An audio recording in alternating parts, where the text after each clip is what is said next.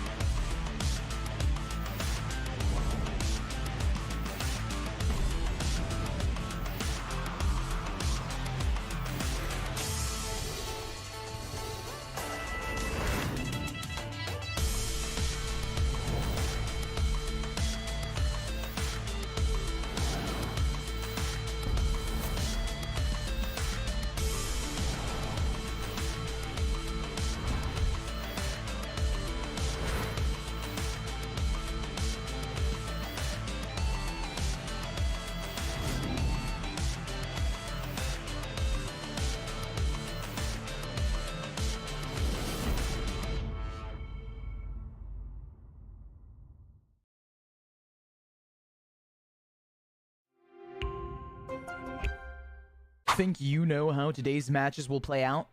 Prove it with Division 1 Pick'ems. Follow along and put your predictions to the test. Each week, you can make your picks for both Valorant and League of Legends, or just stick to your favorite game. Predict the winners of our future matches and choose the players you think will have the biggest impact. Every correct pick earns you points. The more points you score, the higher you climb on that leaderboard. At the top, you'll find prizes waiting for you at the end of the split. It's easy to play, adds excitement to every match, and keeps you connected with the action all season long. So lock in your picks, track your progress, and see if you've got what it takes to top the Division 1 Pick'ems leaderboard.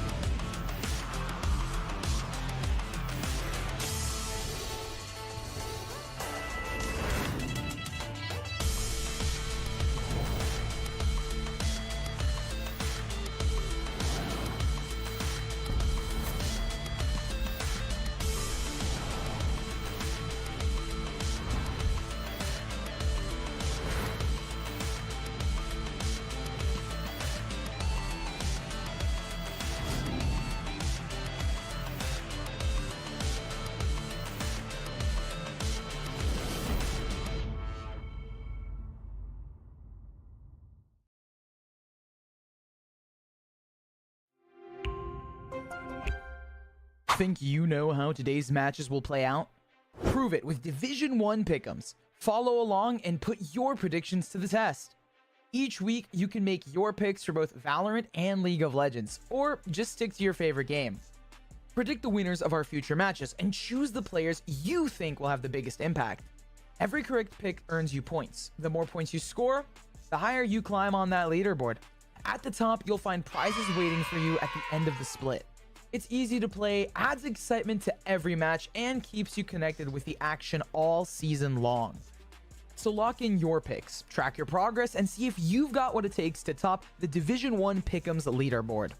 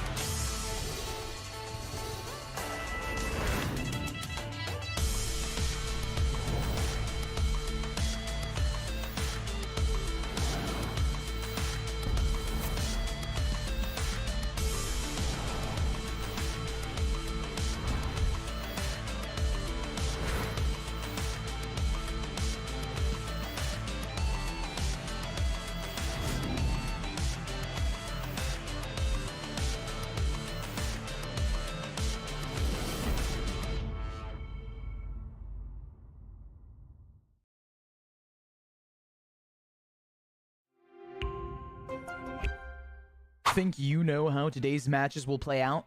Prove it with Division 1 pick'ems. Follow along and put your predictions to the test. Each week, you can make your picks for both Valorant and League of Legends, or just stick to your favorite game. Predict the winners of our future matches and choose the players you think will have the biggest impact. Every correct pick earns you points. The more points you score, the higher you climb on that leaderboard. At the top, you'll find prizes waiting for you at the end of the split. It's easy to play, adds excitement to every match, and keeps you connected with the action all season long. So lock in your picks, track your progress, and see if you've got what it takes to top the Division 1 Pick'ems leaderboard.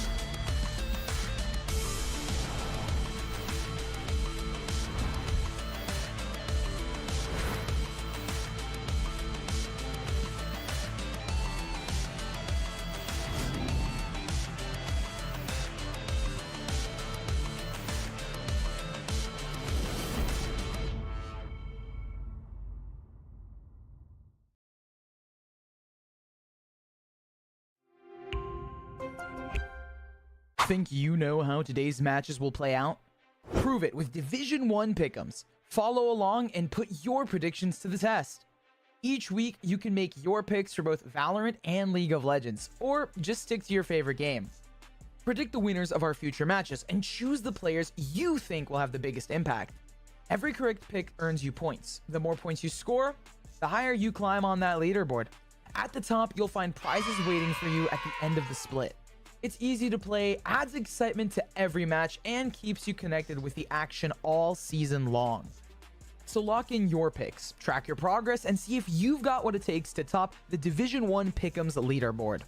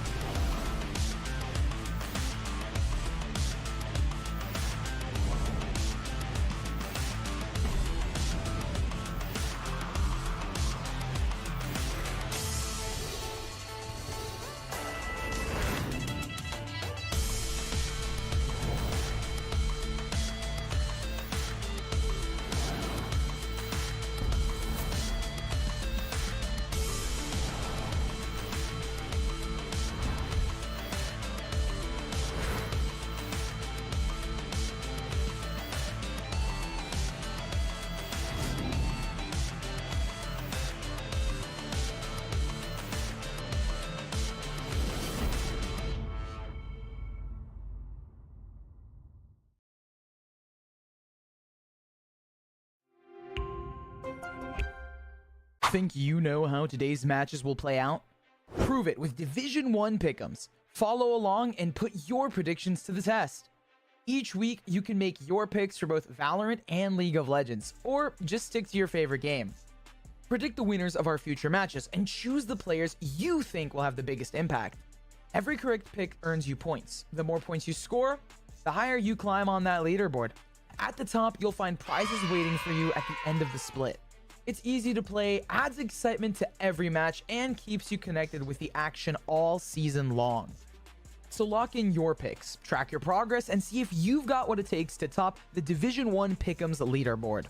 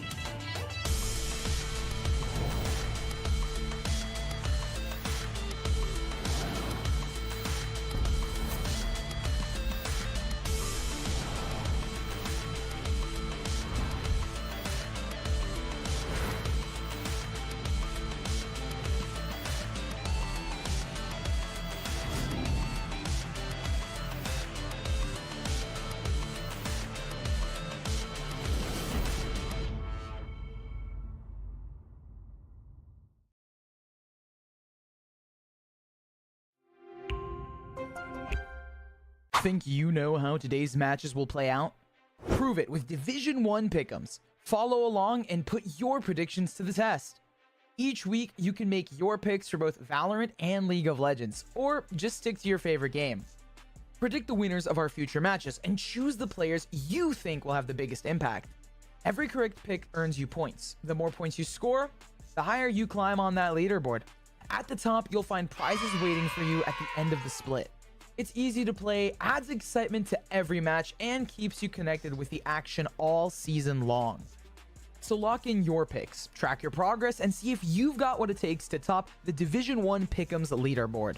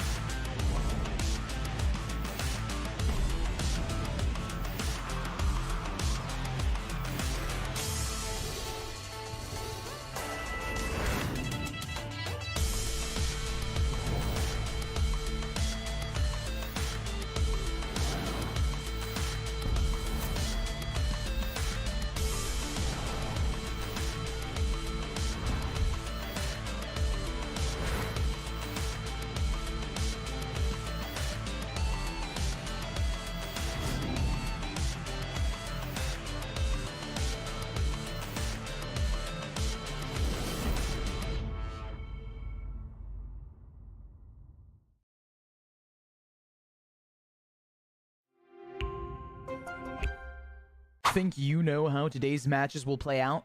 Prove it with Division 1 pick'ems. Follow along and put your predictions to the test. Each week, you can make your picks for both Valorant and League of Legends, or just stick to your favorite game. Predict the winners of our future matches and choose the players you think will have the biggest impact.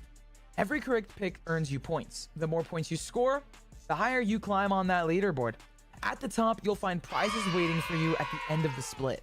It's easy to play, adds excitement to every match, and keeps you connected with the action all season long. So lock in your picks, track your progress, and see if you've got what it takes to top the Division 1 Pick'ems leaderboard.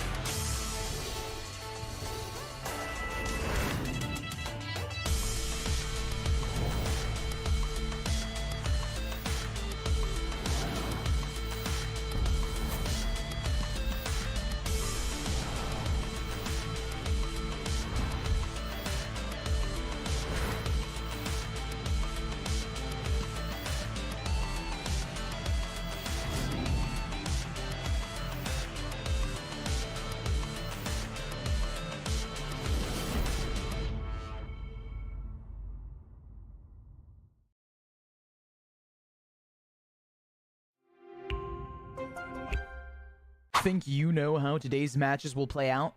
Prove it with Division 1 pick'ems. Follow along and put your predictions to the test. Each week, you can make your picks for both Valorant and League of Legends, or just stick to your favorite game. Predict the winners of our future matches and choose the players you think will have the biggest impact. Every correct pick earns you points. The more points you score, the higher you climb on that leaderboard. At the top, you'll find prizes waiting for you at the end of the split. It's easy to play, adds excitement to every match, and keeps you connected with the action all season long.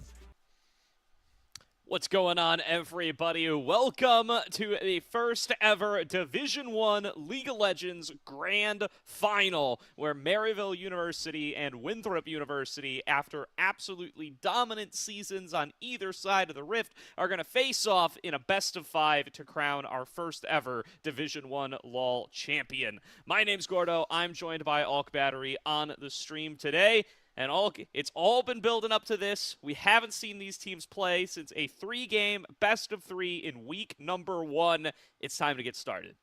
Yeah, 7 weeks of regular season, A couple of days of the playoffs, 70 total games we have played to get up into this moment, and a single best of 5 to determine our season, I think, is one way to cap off what has been an inaugural start to Division 1. I mean, you said it there, right? Like, we have been waiting for this matchup all season long, and it feels kind of right that it is here in the grand finals. Yeah, kind of inevitable, it felt like, in a lot of ways. You know, there's a little bit of excitement for St. Clair and their revamped roster in there for a time. But Winthrop put a stop to that pretty nice and cleanly in their semifinal. 2-0 semifinals for both of these teams, cementing them the spot in here. And Winthrop, in particular, the only team that's been able to take a game off of Maryville so far. So high hopes for Maryville to be challenged by their opposition here today and for this to be a truly competitive grand final. Yeah, let's kick it over to our rosters because we do have Maryville rocking with like a 6-man starting lineup, but this has been the cast and crew that you've seen for almost the entirety of the regular season here for both of the teams. For Winthrop, a little bit more solid, only with Wilson coming in that very first series versus Maryville. But aside from that, over there on the Saints, Crimson, Music, Toasty, Scary Jerry, and Crowdgen have been the most dominant lineup here in Division 1. I mean, regular season, they go 7-0 in series, 14-1 in game score, and even in the playoffs, if you look at their win streak, they are currently on a 15-game win streak, undefeated during this time. Yeah, I mean, it's been all the way since the second game of the split up against Winthrop since they have lost one of those games. That was with this full lineup of 5, which does appear to be, their true starting roster. Like you made reference to, there's been some games with Shimmer Jungle. There's been some games with Spyrax coming in to bot lane or top lane, but these 5 appear to be the core going forward for Maryville, at least for right now, as we bridge over from 2025 into 2026 on the calendar. And they certainly look like the top CLOL program in North America that they've been pegged as since winning that last CLOL championship. Yeah, we even have a little bit of an interview with Music, thanks to Maryville themselves for kind of showing us. So hopefully we can jump into that and get his thoughts on the grand finals here tonight. What's up, guys? Skid here. Today we have Music going into the finals against Winthrop, and we're going to have just a couple of thoughts from him. So, Music, how do you feel about going into the finals against Winthrop? I feel pretty confident. I'm pretty excited to play a best of 5 against them. You know, that was something that we were going to ask you. Like, if this game, because this game has a chance of going to that game 5, how do you plan on keeping your composure against Winthrop? We take it one game at a time. We don't really think of it as like a series. You always just look at the game that's in front of you and focus up. If we need to take a breather between games, we do that too. We talk about if there's any problems that come up, we talk about them, see what we can solve. Like long series are usually like about problem solving and adaptation, so I'm looking forward to that. Yeah, you guys have shown a great amount of adaptability when it comes to your guys' team play, so look forward to seeing it on today's game. And how have you grown as a player since the regular season? I would say I'm a lot more disciplined. I've been like trying to focus on my weak points a lot and how to improve on them. I've had coaching sessions with Niles too, and I'm really focusing on my own goals, my own personal goals, and my weaknesses to try to be a better teammate and player. Gotcha. And do you have anything you want to say to your fans before going up against Winthrop today? Thank you all for supporting us. You won't be disappointed when we play. You'll definitely be happy when we win too. So I'm excited to play. Yeah. Thank you, Music. Thanks for having me. Of course. Cool. Perfect. Yeah. And here we are back. Thank you very much to Music for that interview. You can see checking on out Maryville versus Winthrop over the course of the 2020s. It's been kind of a heated battle back and forth. Winthrop drawing blood here and there, but you'd see it's favored Maryville time and time again, Alk. Yeah, even with the fact that Maryville have gone through a lot of changes, like, remember when we had Get Back in the mid lane, we had Kachu starting some of those games, even going all the way back. The last time Winthrop won a best of 5, and the only time they have won against Maryville, were in the CLOL Grand Finals of 2021. Last best of 3 was back in HughFest of 2023. Otherwise, it has been very dominant. And I want to put that in sharp relief to Winthrop, who, outside of that grand finals that I was talking about earlier, have only really made very few changes. Obviously, Wilson coming in and making a couple of those, but going even back to 2022, Mobility, Denethor, Sword kind of coming into the lineup. So we've had Winthrop stay the same for such a long time and still find the similar level of results, whereas Maryville have made changes and have still been dominant. And this is representative of something that I think has been real notable about Maryville since that 2023 best-of-3 win. That's been right around the time that Maryville got UG and Spyrax onto the lineup, and they've just been full speed ahead ever since then, becoming one of the best programs outside of professional League of Legends, period, let alone collegiate programs, dominating in all across Tier 2 level play. And this conversion from that UG Spyrax lineup into the one that you see before you right now, that's going to be playing today, this is Maryville sticking the dismount, right? They're finally going to convert that into their next generation. And thus far, in the regular season, it looks like they're doing it. There were many years after their loss in grand finals where we were questioning as a community as to whether or not Maryville were even going to get back to another championship. Because, the year afterwards was a little bit closer, but then we started to get the Shogo eras in particular. And so it was like, okay, they're powerhouses for sure, but are they going to be able to bring it over the line? And something we said at the very beginning of the regular season was that for Winthrop and potential hopes of casting ourselves into the future to this very moment, if Winthrop were ever going to beat Best of 5 Maryville, it was going to have to be this season or somewhere early on into 2026. Because imagine the same coaching staff that came in this year, and brought them to a championship. I think you're looking at a really tough task if you give this crew even more time to scale.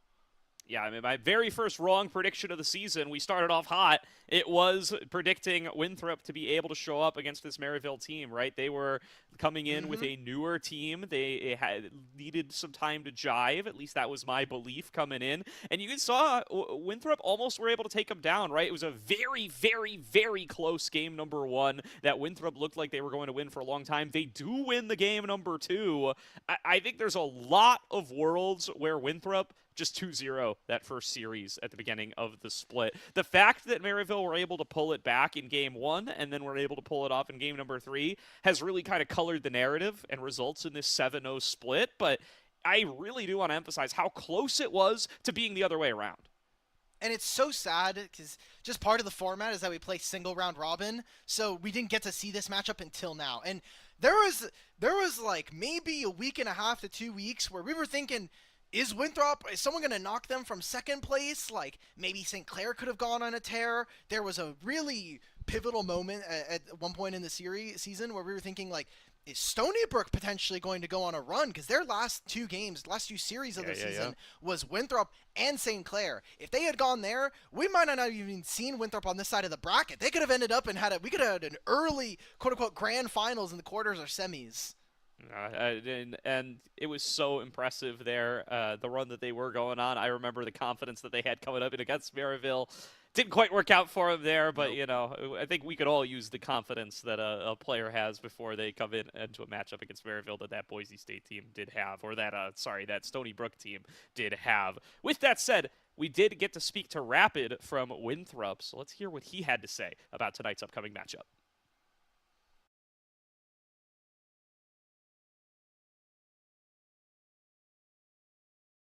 Finals match. What is your mindset and/or the team's mindset coming into this finals match against Maryville? Are you feeling the pressure? I think everyone is pretty confident and ready for this match. I mean, this is pretty much what we've been preparing for this entire semester, so I think we'll do pretty good. And we're not feeling the pressure too much, as we've all been competitive players for a long time now, so we've been kind of used to being in these high-stakes moments. And is there anything that you learned from the loss against Maryville earlier in the season, in the regular season, that you think you're going to change for this matchup? Anything that you would reveal before the actual match were to happen? As I actually didn't play the match that we lost to Maryville, I think our entire team is a lot more prepared now. And although Wilson is a great jungler and I've learned a lot from him, I think I give a little bit of a different view and play style in the match. If this match goes to like a deciding team fight or an objective that would pivot the game, what's the plan for staying composed in those high stakes moments? What players of your level, what does it take to follow your protocol and do the things you need to do in those high stakes moments? So recently I've tried a lot of like breathing techniques because like stealing Baron or Elder could be game changing. And as a jungler, I mean, it's all on you to do that pretty much. So just trying to stay calm in those moments, and especially after those moments because all the adrenaline is pumping, just being calm is really important. Is there a specific goal you have as a player going into this finals match? From a personal standpoint, what are your objectives going into this finals against Maryville? I would just like to play the best I can, as this is probably my last match as a competitive player, maybe. But I just want to play my best and make Winthrop proud and everyone else proud. And finally, what would you say going to your fans, any friends, any family that are watching back home here at Winthrop and as well going into this Division 1 final match? I just want to say thank you to my fans, Winthrop's fans, for just staying with us and always cheering us on. And I hope we can end up with a win and a great series. Shout out to Rapid for that interview here. And now we're going to check out some head-to-head stats between Scary Jerry and Mobility, the featured matchup of the grand finals, and perhaps the featured matchup of the entirety of the Division 1 season. All these two been major highlights for both of their teams, and I think Mobility in particular coming in as a strong MVP contender for the whole league. Maybe this is just telling my age, but it is very, I guess the word I want to use is like strange, or kind of like I feel old now, because this is Scary Jerry is the last like remaining bits of like an older version of Maryville. Even going back to the times we were talking about the last time that they were like a little bit closer in best of threes, Scary Jerry was there. Scary Jerry was originally like this new upstart 80 carry from Converse, and Mobility starting fairly at like a similar time with him and Denethor, kind of following the tracks of these two players and always the collision points that they come to when it's talking about competitive play. Really, really important series between these two guys. Yeah, I think the story over that time period is also the story of, Scary Jerry kind of making his transition from the upcomer, the upstart, the newcomer to the team, to being the veteran on the roster, to a point where he is now the longest tenured player on this Maryville team. And when you're talking about long tenures, Mobility and Denethor, the names that come across your lips as well. These guys been representing Winthrop for the longest time and are now looking to kind of try to spin things back into their favor as they look to start winning titles the way that the Winthrop of old was able to. And they've had a really solid season under their belts here. Like I called out earlier, there's a world where they beat this Maryville team, and even if we separate away that series, the other 6 teams have not been able to take them down. They've been able to consistently perform across the board, and I think we've gotten to see a lot more aspects of play from the Winthrop roster, coming down to a player like Sword playing some more of the assassins, getting a little bit more outside of his comfort zone. Rapid bringing a different style of jungle compared to Wilson, who they have run more traditionally in recent years. It's really kind of changed up how they play the map and how they play the draft, and it's led to them becoming a bit of a different team. Winthrop definitely are, I think, going through an era right now where they are more focused on trying to play through side lanes a lot of the time, whether that is with Denethor or with Sword. Here in this game, I remember like Denethor on this Ornn, yes, he's grouping for team fights, but he's also doing a hell of a lot of work on sides, either pressuring or just trying to stay in fog of war versus his opponents. And Maryville, they've been in a lot of situations where they have really strong lanes. I think one of the things that kind of help point that out is you look at Cryogen's match history. His most played champion is Nico at 5-1, and this loss is the only one he has in the entire season. Scary Jerry and Cryogen are some of the most aggressive bottom lanes we have, but sometimes that aggressiveness does end up biting them and put them in pretty awkward game states, which we've only seen Maryville really be able to come back. Even in that OSU series, they almost had to go to a game 3, but they were able to claw back a really disgusting lead thanks to both Crimson and Music. yeah, Crimson and Music have been a huge aspect, and that top side matchup going to be one of our major focuses here because it's, I think, been one of the traditionally strongest areas for Winthrop's play, right? I'm a huge fan of Denethor and what he's been able to put together in lane, and his matchup up against Crimson has been a really interesting one to watch over these last couple of years where they've been on kind of a couple of different lineups, a couple of different rosters. It's always been the Winthrop tag for Denethor, but the players around him have changed, especially in NACL and things like that. When you look outside of collegiate play, he's gotten to play with some of the St. Louis guys and things like that, but constantly facing off up against Crimson, and the results have been close. They've been back and forth. They've been getting one up on each other time and time again as they continue to develop, as they continue to grow as players, and it's leading up to this most recent matchup here tonight where whoever is able to find a lead in the one-on-one feels like they're going to have a major impact on their team's chances of winning. Yeah, and let's kind of set the stakes because you might be here, you might be a viewer, and you're saying, okay, cool, I've watched a lot of Division 1, I've been here for the collegiate season, maybe I'm a long-term collegiate fan. What exactly does this best of 5 kind of do for either of these teams in terms of their legacy? Because we talked about it throughout the regular season, and we've been kind of, this is an ongoing conversation of like, this is during the fall, right? Like, there are not too many like other tournaments that happen at the same time other than something like NACE, and this is all about getting the build-up going into 2026. Yeah, the momentum is going to be huge for you, and it's going to affect the narrative coming into, well, the next split of Division 1, of course, but anything else these guys compete in, right? Any collegiate event around North America, these are 2 of the biggest schools. These are 2 of the biggest names, 10 of the biggest names, frankly, when you talk about the players on each lineup, and whoever's going to be able to come away with the win, it's going to wipe that regular season match right off the board, even though that's kind of been the talk of the town around Division 1 all season long. It doesn't matter who is able to win that start of season best of 3. What matters is who wins the end of season best of 5. Full Fearless, of course, still a little new to the collegiate space, so if you are one of those CLOL only watchers, best of 5 Fearless. If you like best of 3 Fearless, oh boy, best of 5 is where things can really get off the rails and where you really get to see some of those deeper champion pools. Something I'm very interested to see, particularly out of these like support players, right, who have kind of stuck, I think, to a little bit of a tighter pool of champions, particularly Cryogen, but, you know, only 35 kind of sticking to the Nautiluses, the Alistairs, the Rels a little bit more, and a couple of Enchanters, but maybe has to get outside of that comfort zone a little bit more and start playing some of the more off-the-wall stuff, like the Bard that we've gotten to see a lot more of in recent competitive play. All right, so we've gone through most of the ban phase here. Scion, Talia, and Yunara here for Maryville. No Trundle ban up until 3rd from Winthrop alongside the Poppy and Nico. This seems like a lot of attention being given over to Cryogen like you had mentioned. So for Maryville, I expect this is going to be some kind of mid-first pick. Are we going to take the Azir, which has been almost permanently banned all season against Maryville? No, instead we're going to be giving that over. Allegedly anyway, Sword has not played any Azir this season, so is he kind of worth it to maybe make a trade? We're going to take Orianna versus Azir. We're going to look for Ryze.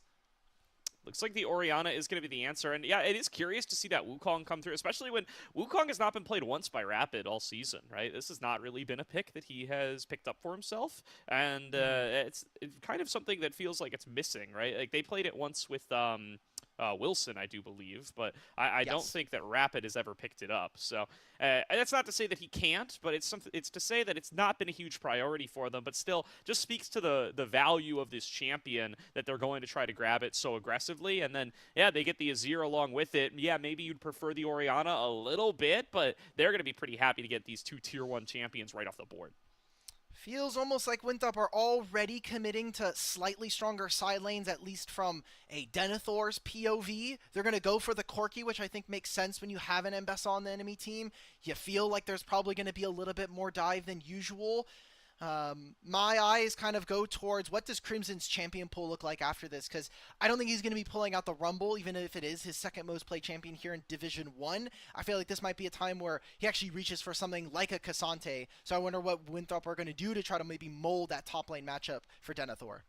Yeah, the Jack's also something he's played a lot of here. I don't know if it's something he particularly wants to play into the Ambessa, but it's something to keep in the back of your mind when you talk about champions that Crimson has gone to game in and game out, especially early on in this full Fearless series. The other thing that's going to immediately stand out here is just how much Toasty's champion pool is going to take a wallop just out of this first game #1, right? He's got 4 games of Azir under his belt. He's going to be playing that here to make it 5, but he's got 3 games of Orianna, which are now going to be off the board for him, and he's played the Corki too, which is also going to fall away. So just something to keep in the back of your head as the draft continues on forward to see how much depth we're going to find from these Maryville guys who, compared to Winthrop, again, I think have kept champion pools a little tighter throughout the Division 1 season. They've had kind of their set picks, their set drafts that they go into series in and series out, and it's been really tough to keep them off those kinds of drafts.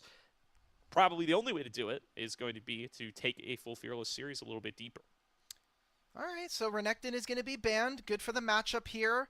We are getting Varus, which has been a mobility pick for a long time, but we only saw it for the very first time in that last playoff series in the semifinals versus St. Clair. So interesting to see mobility reach back for this champion. It is very clear now, Winthrop, full-on dive. You have great setup with this Vi. You have the ability to bypass this front line of the Wukong, but Maryville have a lot of damage to answer back. I mean, Corki versus all these players or champions are going to get into range. Rumble being able to outrange a Orianna and a Varus. I love the Bard here coming in as well. It's all about coordination from this point onwards here for Cryogen. And also, now it kind of opens up a little bit of a stronger bottom lane duo in the 2v2 versus Winthrop. And a little bit of a gauntlet thrown down up against Denethor. You called out earlier in this draft that you don't expect to see the Rumble up against the Ambessa. It's something that's a little bit squishier, a little bit more vulnerable to being potentially one-shot by just a raw public execution fired out in the laning phase after you hit that level 6 mark. But Crimson clearly confident in the pick. It's been his most picked throughout the entire season. He's gone to it time and time again. A little security blanket here for Maryville, and they're going to claim it in game #1. So a really strong AoE power pick that comes in with the Wukong, with the Azir, with the Bard for the setup as well. So it's not like they don't have ways to enable it, but it's a bold choice from Crimson to start things off. And this is a draft where if we are going to be seeing these teams group up, it's going to be around objectives, especially if we're going to have Denethor on Ambessa. He's going to try and gain a lead in a side lane. It is very important that Denethor is able to hold Rumble down in lane. Otherwise, I'm going to be seeing a Winthrop that is a little bit weaker on sides and is going to have a hard time getting into strong objective fights if they don't already have at least a little bit of a lead walking in. Is going to be an issue for them. They're going to need to be able to navigate their way around it. Of course, a strong laning phase can solve most compositional problems, and that is where Winthrop see an opportunity to be able to take that early lead here. Do suspect that this is going to be a poke Varus, and Mobility's choice of Keystone Rune here will confirm that, going for the Arcane Comet. So we'll have that additional poke power. We'll be able to harass at a distance, and that's going to be the longest range kind of poke coming on through if you don't count Crimson's ultimate. So Winthrop going to be in a good position to be able to fire things out and harass from afar. Looking at bot lane, I'm looking at Cryogen with this Electrocute chosen already. Immediately kind of speaks to me right now that we're just looking to try to slam in the laning phase. You do have only 35 with Aftershock, which gives him a little bit of a way to kind of push back in the lane. But Scary Jerry and Cryogen, their main bread and butter, where they have found a lot of success, has just been slamming in the 2v2. Maybe a Gatling gun onto Mobility from Scary Jerry, though, going to chunk him close to half HP. And that early trade going to favor them. The double range going to give you that early harassment ability as long as they're able to evade the dredge line coming on through. Music trying to make the early invade happen, but Rapid will successfully smite down his red buff. Still, the brawling power of this Wukong going to be unmatched. He'll be able to push Rapid out of the jungle, and Rapid's going to be forced to take a little bit of an off-tempo recall to get over towards his bottom side. Look for a little bit more. I mean, Aftershock's going to be coming up soon. There's no mana flow. There's no Arcane Comet coming up, so this is a good window for Maryville to find some level of success. Rapid only getting a single camp or maybe a little bit of scraps there means that Music gets 3 quadrants. Very important for Wukong and just trying to get to level 6 and have that massive ultimate for team fights. Great window here for Scary Cherry and Cryogen at level 2 to the level 1 of the Winthrop bot lane. Rapid, though, going to skip some of these bottom side camps to see if he can have some impact as level 2 is ticked. Only 35 going to flash in, finds the staggering blow onto Scary Cherry. Stun returns from Cryogen, but that means he can't disrupt Rapid. Great flash gets away from Dredgeline. Cryogen now trying to block out for Scary Cherry, but you can't block the auto attacks. One barrier will keep him alive, but one more shot will claim first blood for the Eagles. That is a really big investment there. You're going to be trading double summoner spells. Rapid also maybe some kind of visual. I just don't know why we're not using the Vault Breaker there, especially after the flash. Maybe saving it, maybe doesn't even have it, maybe just has W and E for the, it might be that. ability to clear. So a risky gank, especially if it doesn't end up going, but pays off for Winthrop in the end as the Eagles get first kill. And now hopefully Rapid can kind of try to catch up in experience. Great overheat from Crimson here, going to take a strong trade up against Denethor. Chunks him for way more than he takes, and will take a little bit of control in this lane from that position. Music now, though, with Rapid's time spent bottom, means that this level 3 Wukong gets to get in here. He wins the Smite fight, a 2-level advantage for Music, and he'll walk away with the blue buff. Music has done 5 camps, Rapid has done 2, and maybe gotten some scraps. So Music is really powerful, and guess what? He stole away the blue. He still has all of these top side camps, and I love the pressure. You see it on the minimap, the ping's coming out. They want to use this mid lane priority, this top lane priority to move in. You have the respawn Raptors already on timer, so let's just try to go for an invade. He's going to get double scuttle at the very least here, so Music is in a super strong position, and he's been a very big carry for them here in Maryville. And he's unrelenting on this, right? Getting right back in onto these birds, chooses that over the double scuttle opportunity. I do think he won that Smite fight as well, so stuff's getting even tougher for Rapid as Music continues to extend this trade. And this is the kind of aggression that has let MU win some of the fastest games in Division 1 that I've ever seen in League of Legends. They never let up, and Sword is starting to take the pressure mid as well. Well, now we're going to be walking in either to a Grubs in a minute and a half or a Dragon that spawns in 10 with no flash on AD carry, no flash on jungle, and no flash on mid. So Winthrop are going to be down a fair amount of resources going into this fight. Maryville are going to have a lot of playmaking tools as their ultimates come up. Again, we're going to continue to track where Music is doing, what he is doing on this Wukong. Already has the Phage completed, getting closer and closer to level 6, I imagine. So he's going to be in a very strong spot. And Maryville as a whole are already looking good just from the laning phase. Certainly, the jungle difference going to be the point to still emphasize here as Music gets an opportunity to go back to clear his own camps. Rapid, limited in opportunities here, going to move on over to the Gromp that is going to be spawning before too long, and only 35 already has to kind of stamp himself out there as a guard, making sure that Music's not going to roll up and continue to contest for him. He's clearing down to, like look at Wukong. He's going to probably hit level 5 on this camp here on the Wolves. Then he's going to go into his bottom side. He'll have all 3 of these camps. Wave is probably going to be bouncing back towards Maryville, so this will be an opportunity for Winthrop to contest for their own vision. It is a single control ward in the river right now. The rest of Maryville's wards are on the top side. Early trade coming on through. Aftershock going to help keep only 35 nice and healthy. Sword did have the first move. Toasty a little bit pushed in. They're going to prioritize fighting on towards Cryogen. Meanwhile, fight breaking out in top side. There is that public execution I warned about in draft, and Denethor sees a chance to take the trade further. Chunks Crimson to about 300. No risk of a TP joining this bottom side fight, but Denethor going to be happy about that in this brawl on the bottom side, where Crimson now going to be flashless and low on health. Ooh, this is really tricky though. Yes, he just used the ultimate, he does force it out. Crimson will have the equalizer, and Crimson ends up going to river and finding a honey plant. So that's going to give him some more resources. It's going to give him a little bit more sustain in this lane, at least be able to stay for this wave, maybe the next afterwards. Continuous trading. I thought that was very dangerous. We saw the position around the dragon. Sword ended up using the command shockwave. Don't think it landed on Scary Jerry once he went through the portal, so Couple of things going haywire. It was a single kill over to Winthrop to start off the game, but aside from that, we really felt like Maryville have had really strong control from the matchups in lane. And again, I do want to call out Cryogen on this Bard. He's going to have such a big impact here.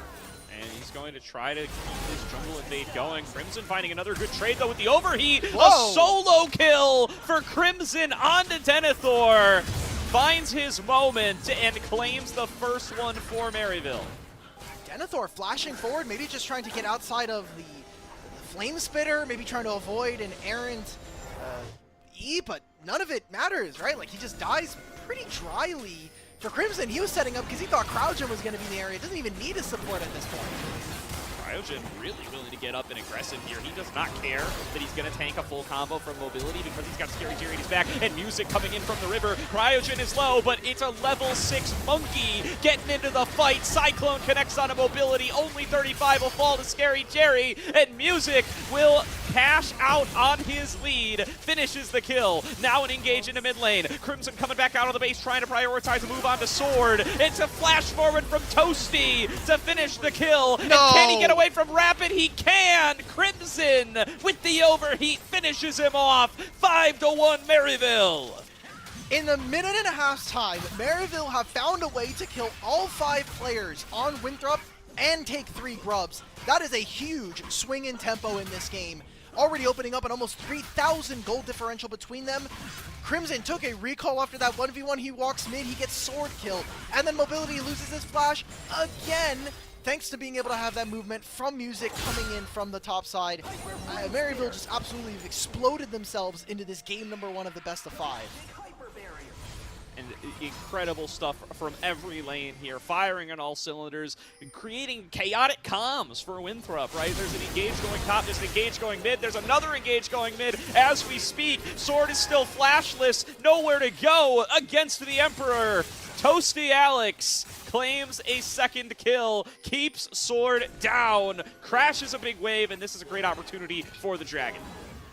By the way, this was supposed to be something that shouldn't really be able to happen. I mean, you look at where Winthrop's wards are right now on the bottom side, they're all into entrances of their jungle. They should know that Bard is somewhere in the area, but with none of the wards in the river, Cryogen doesn't even have to really worry about using a magical journey. He can just walk on through. They'll have perfect vision of music thanks to our observers toggling it. But aside from that, that's a great punish on the Sword and now opens up Maryville. Still no dragon taken here at 10 minutes. I feel like for Winthrop, their only real ways of kind of getting back into this game and feeling a bit more confident about their chances is trying to dragon stack. But every minute that they don't take a dragon is another minute that Winthrop are feeling more and more confident.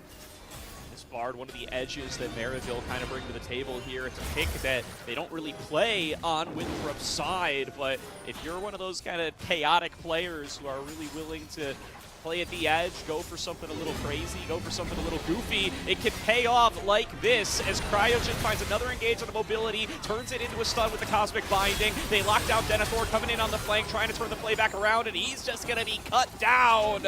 Music's damage is too much to handle. Winthrop down a member, and this will be the dragon that they earned access to earlier. And look at Crimson in the top lane. While all of this is happening, they put 3 members, of Winthrop in the bottom lane and get nothing for it. They trade ultimates, none of them land. I mean, the public execution is basically a formality onto Cryogen.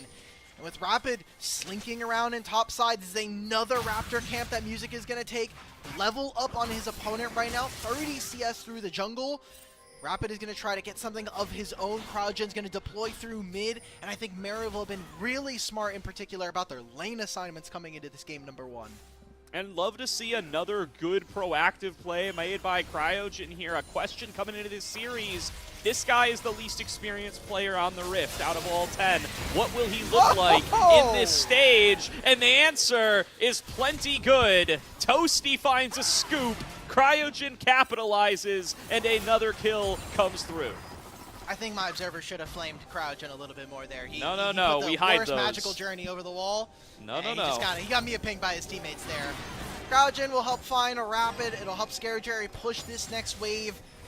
A thing that we saw on socials, but kind of talking to the players beforehand, it was, how would you describe your lane counterpart? A big thing that Scary Jerry did mention was the fact that Mobility is a very safe player. And what have we said for Maryville is that their bottom lane is incredibly aggressive in the 2v2. And while it hasn't necessarily played out plainly here for this matchup, I think the fact that we've been seeing Scary Jerry crouch and get more and more active with the rest of the team is making it really difficult for Winthrop to get their bread and butter, which has been playing them out. Definitely. And the real bread and butter to look at here is Toasty on his signature Azir, playing incredibly, incredibly well, finding these angles to dash in, shuffle back, keeping Sword down, has kind of individually made outplays that put Sword down 3 times in a row now, leading to that 0-3 scoreline, and Denethor is just up too far, will be easily collapsed on by the full force of Maryville. They're not quite able to finish off the job, though. Scary Jerry takes the aggro a bit earlier than he would have wanted to. I think they wanted to juggle that over to Cryo.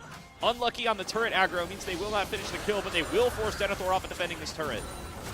Unfortunate positioning there. Mobility sends a Chains of Corruption. It lands onto the Wukong clone.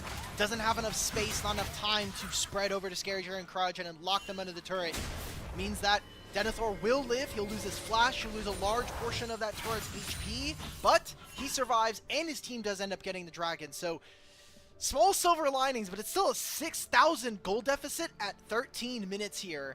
And for Winthrop, what we need to see from them is a proper team fight. Like, we have not had a situation where we've had either a 5-on-5 or a clean setup with Rapid and Sword. So for the Eagles, if you're a fan of the boys, you're going to need to see them kind of get together and make some magic happen around one of these objectives. And, you know, the window for a proper team fight is pretty much closed, or at least close to it. You can't have a proper team fight at a 6k gold deficit. Maryville is just going to be so favored across the board. It's not a fair fight. It can't be a fair fight.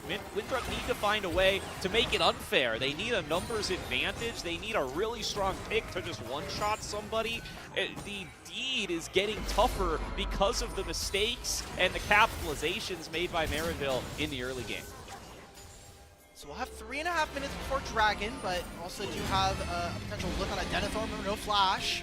Yeah, they get the cutoff behind him. They're going to get the chain CC, and nice buffer on the public execution, but I just don't think it means anything. Scary Jerry, Valk forward, Trinity Force auto attack, and Maryville will claim their next victim.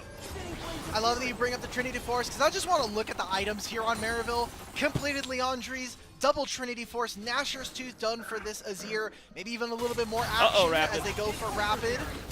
Now, you saw it happen once, you're about to see it happen again. One player cut off from the rest by 2 members of Maryville, and they pounce on the target who's isolated. 1 kill already comes through. Now only 35's on his own. He's going to be the next one to fall. Mobility left standing, one against the world, and his structures will fall before him.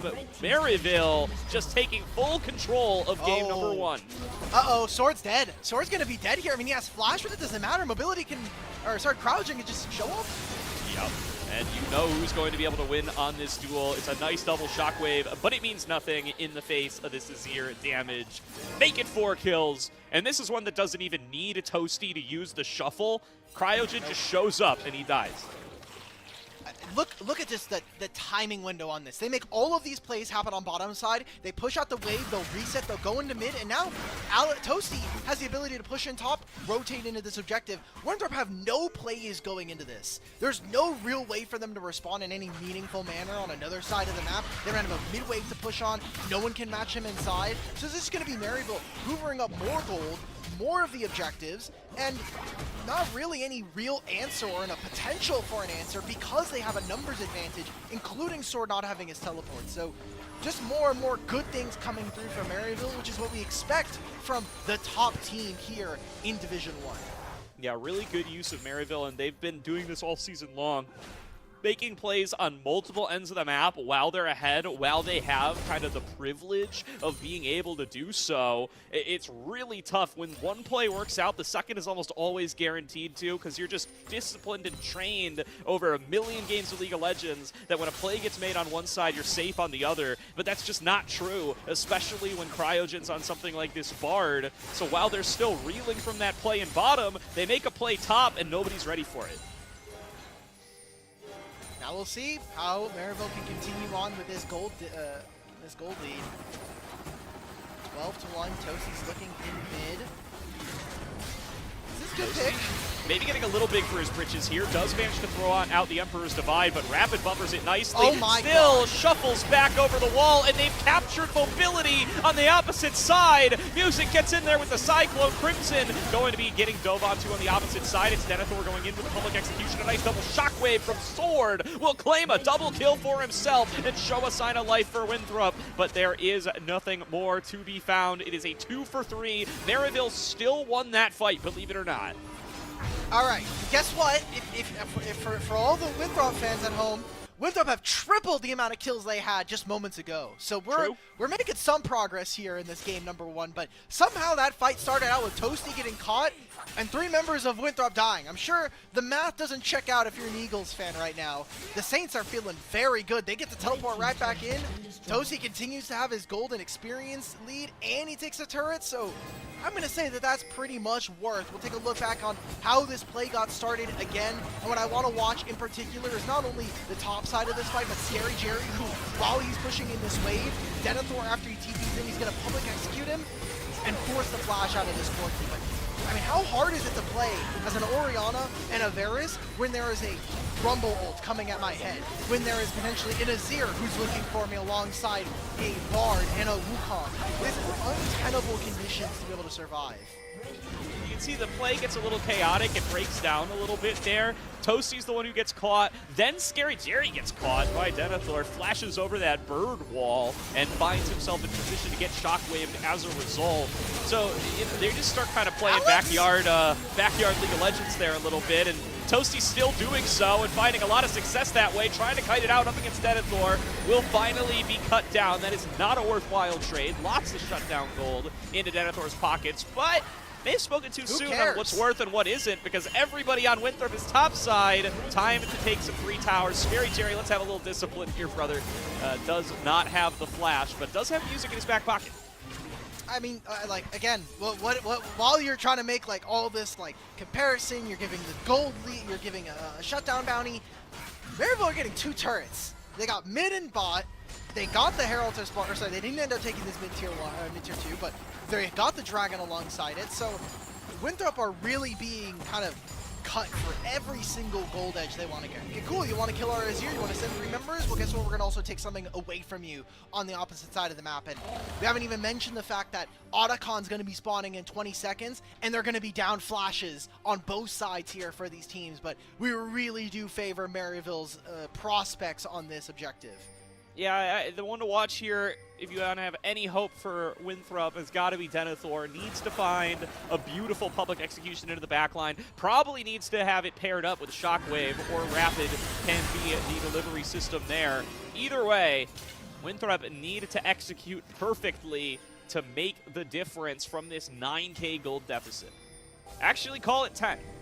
Yeah, I like... Usually when we see 10,000 gold lead, that's the miracle worker status. That's when we need everything to possibly go wrong for Maryville and everything to go right for Winthrop. It's like they're going to try to fish for Cryogen. Oh, and what a beautiful tempered fate. Cryogen reads the situation beautifully, just suns up everybody and completely nullifies Rapid's ultimate. And look at the positioning right now, because Winthrop, they're trying to exit through the top side of the map. They have no turrets here, so Maryville are going to punish them with Crimson and Scary Jerry still sitting in mid lane, taking down this mid-tier 2. And finally, all the outer towers are taken away from the Eagles. They're going to be walking into pure darkness in the top side if they want any chances of contesting this Otacon. And look, nobody died, but Cryogen just 1v4'd, by the way. Gets collapsed on by 4 people, walks out alive. That is a successful 1v4 in my book. And now this Otacon ripe for the picking. Here comes Denethor in off the teleport. They are going to try to fight here. This is where the Eagles intend to make their stand. Only 35, stunned up, chunked out, music into the back line, Cyclone onto 3, Toasty Alex getting in with the Emperor's Divide, and a clean wipe for Maryville. Triple kill to Scary Jerry, and this 10,000 gold lead is showing its colors as Maryville are completely unstoppable in the team fight. 5 for support. There we go. That's an ace as well. 6-1 on this is here, but Music, the biggest winner of this game. This guy's Wukong, we had a question about whether or not this Wukong was going to actually be as impactful, but we look at this fight and we just look at the setup. This is a team, by the way, that doesn't have a Bartle. You're saying, okay, is this really going to be something they can look for? The turn coming in from Maryville, incredibly sharp. This game, I think, from a draft perspective, has absolutely failed for Winthrop. We have not seen them execute a Orianna Shockwave combo with Rapid all game, and at this point, it is far too late for it to matter. They're too fast on the trigger. They call in Denethor for the TP. The pieces are there, but only 35 was already chunked out. They lose out on the opportunity for that primary engage, and they just get beaten to the punch on the secondary before Denethor even casts ultimate. Music is knocking up 3 members. There's no chance. Oh, Toasty just getting in there. Knows how much stronger he is than Mobility, and he's willing to show it. Chunks down that Varus to about half, was trying to get the flash out, I believe, and does not quite manage to do it, but this is going to take this Varus off the board for a few seconds, and those few seconds, they're going to mean waves crashing into these turrets. If this is Arena or ARAM Mayhem, maybe if he had the flashy augment, he'd have another flash, but that might also be gone if you're Mobility. He has basically played this game without at least one summoner spell the entire duration. Only 35 is going to play with no health bar. This should be the last finishing touches here for Maryville as they look to end game 1. Well, there's that flash. Cryogen was able to find it. Also dodged a dredge line, which sent only 35 right to his doom. So it's going to be a 5 versus 4 as they look to siege onto the Nexus. Options for Winthrop are limited, but this is going to be their last chance to make a stand in game number 1.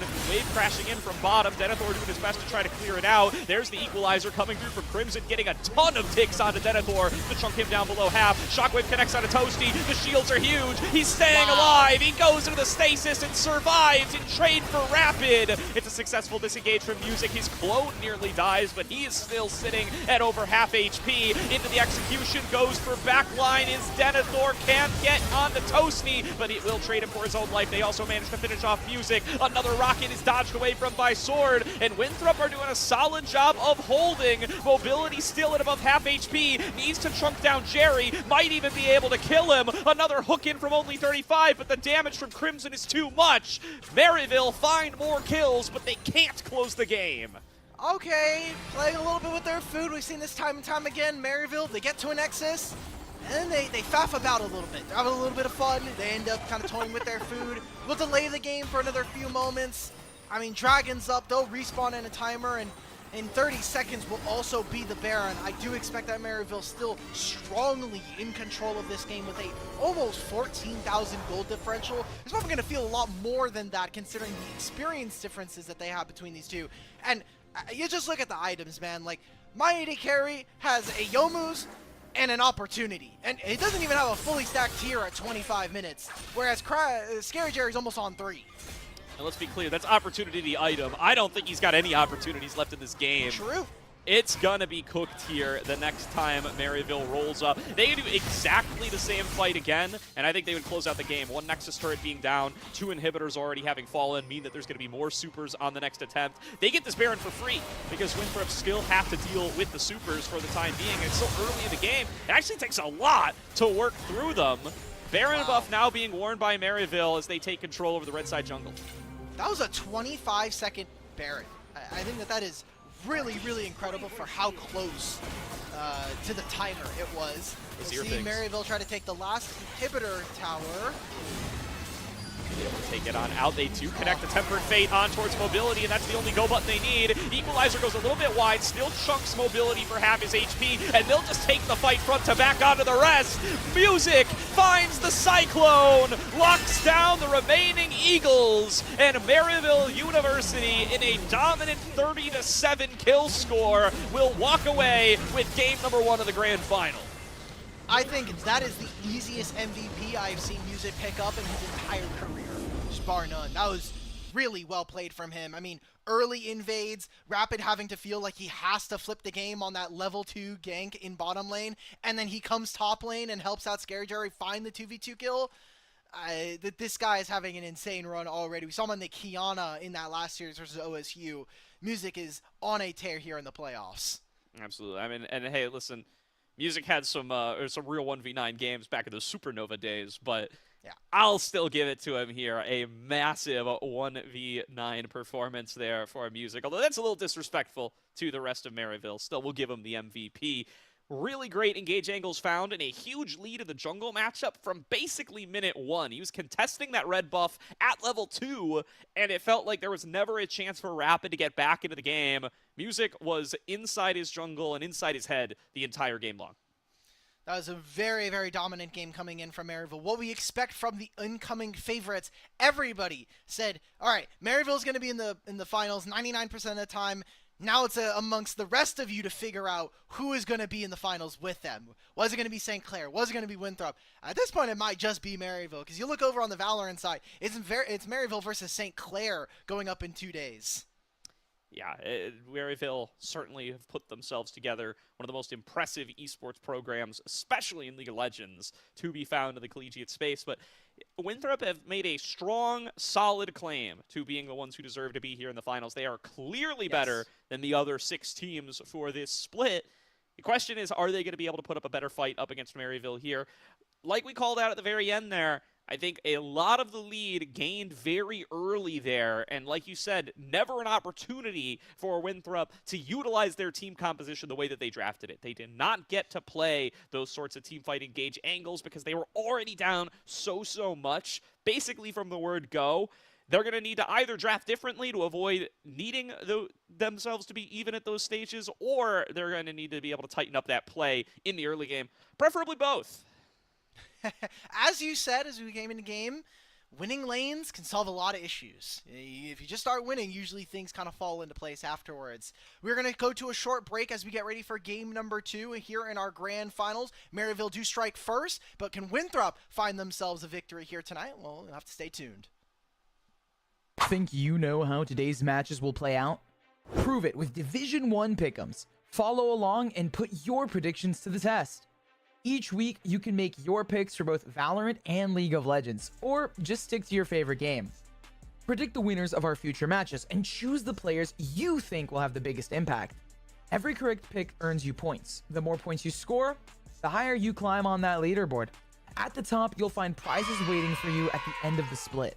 It's easy to play, adds excitement to every match, and keeps you connected with the action all season long.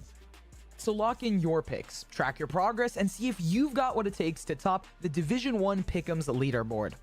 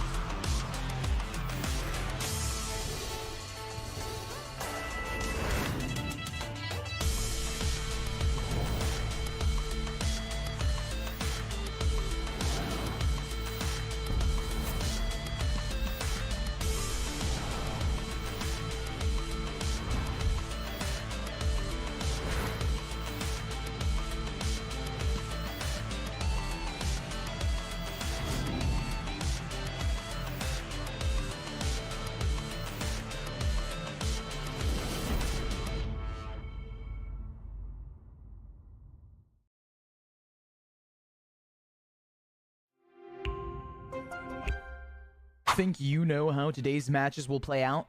Prove it with Division 1 pick'ems. Follow along and put your predictions to the test. Each week, you can make your picks for both Valorant and League of Legends, or just stick to your favorite game. Predict the winners of our future matches and choose the players you think will have the biggest impact. Every correct pick earns you points. The more points you score, the higher you climb on that leaderboard.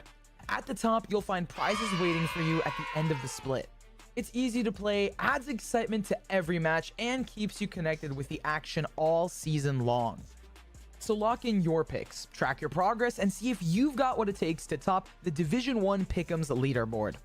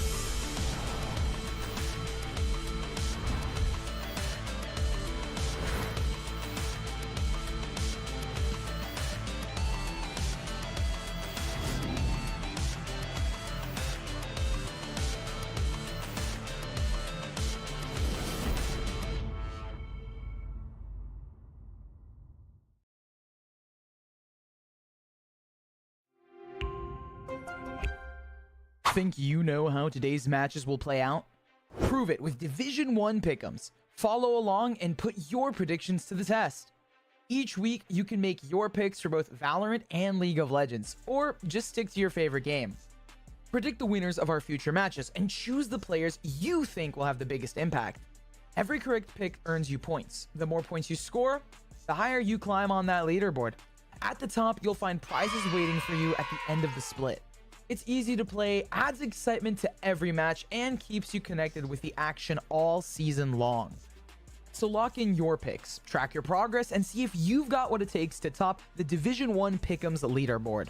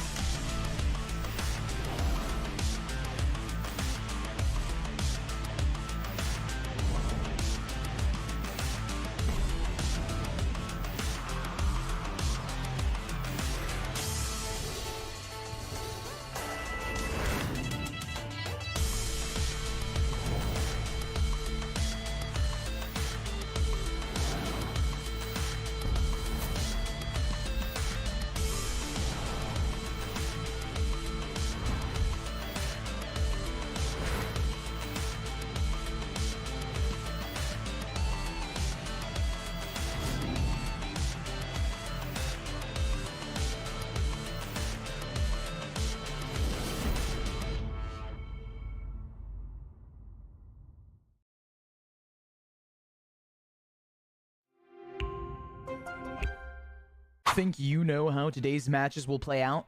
Prove it with Division 1 pick'ems. Follow along and put your predictions to the test.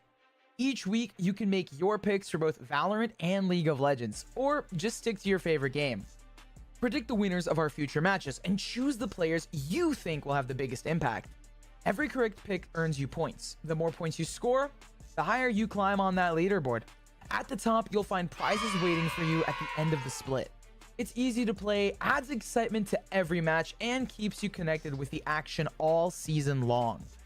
So lock in your picks, track your progress, and see if you've got what it takes to top the Division 1 Pick'ems leaderboard.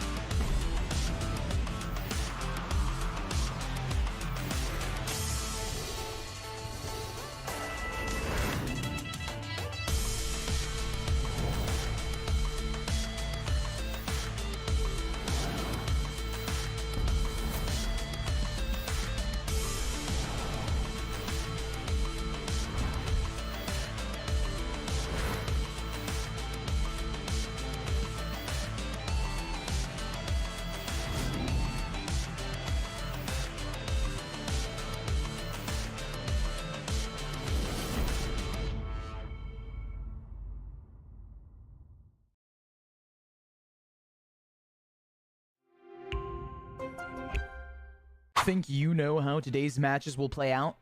Prove it with Division 1 pick'ems. Follow along and put your predictions to the test. Each week, you can make your picks for both Valorant and League of Legends, or just stick to your favorite game. Predict the winners of our future matches and choose the players you think will have the biggest impact. Every correct pick earns you points. The more points you score, the higher you climb on that leaderboard. At the top, you'll find prizes waiting for you at the end of the split. It's easy to play, adds excitement to every match, and keeps you connected with the action all season long. So lock in your picks, track your progress, and see if you've got what it takes to top the Division 1 Pick'ems leaderboard.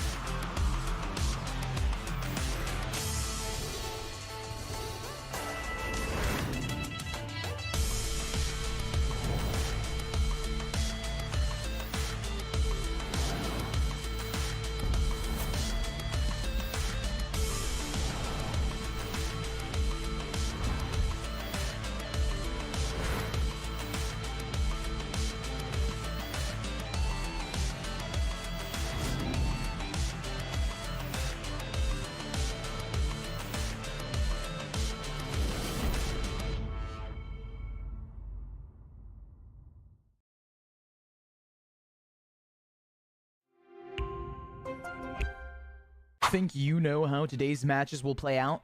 Prove it with Division 1 pick'ems. Follow along and put your predictions to the test. Each week, you can make your picks for both Valorant and League of Legends, or just stick to your favorite game. Predict the winners of our future matches and choose the players you think will have the biggest impact. Every correct pick earns you points. The more points you score, the higher you climb on that leaderboard. At the top, you'll find prizes waiting for you at the end of the split.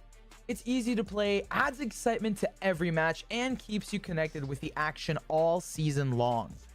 So lock in your picks, track your progress, and see if you've got what it takes to top the Division 1 Pick'ems leaderboard.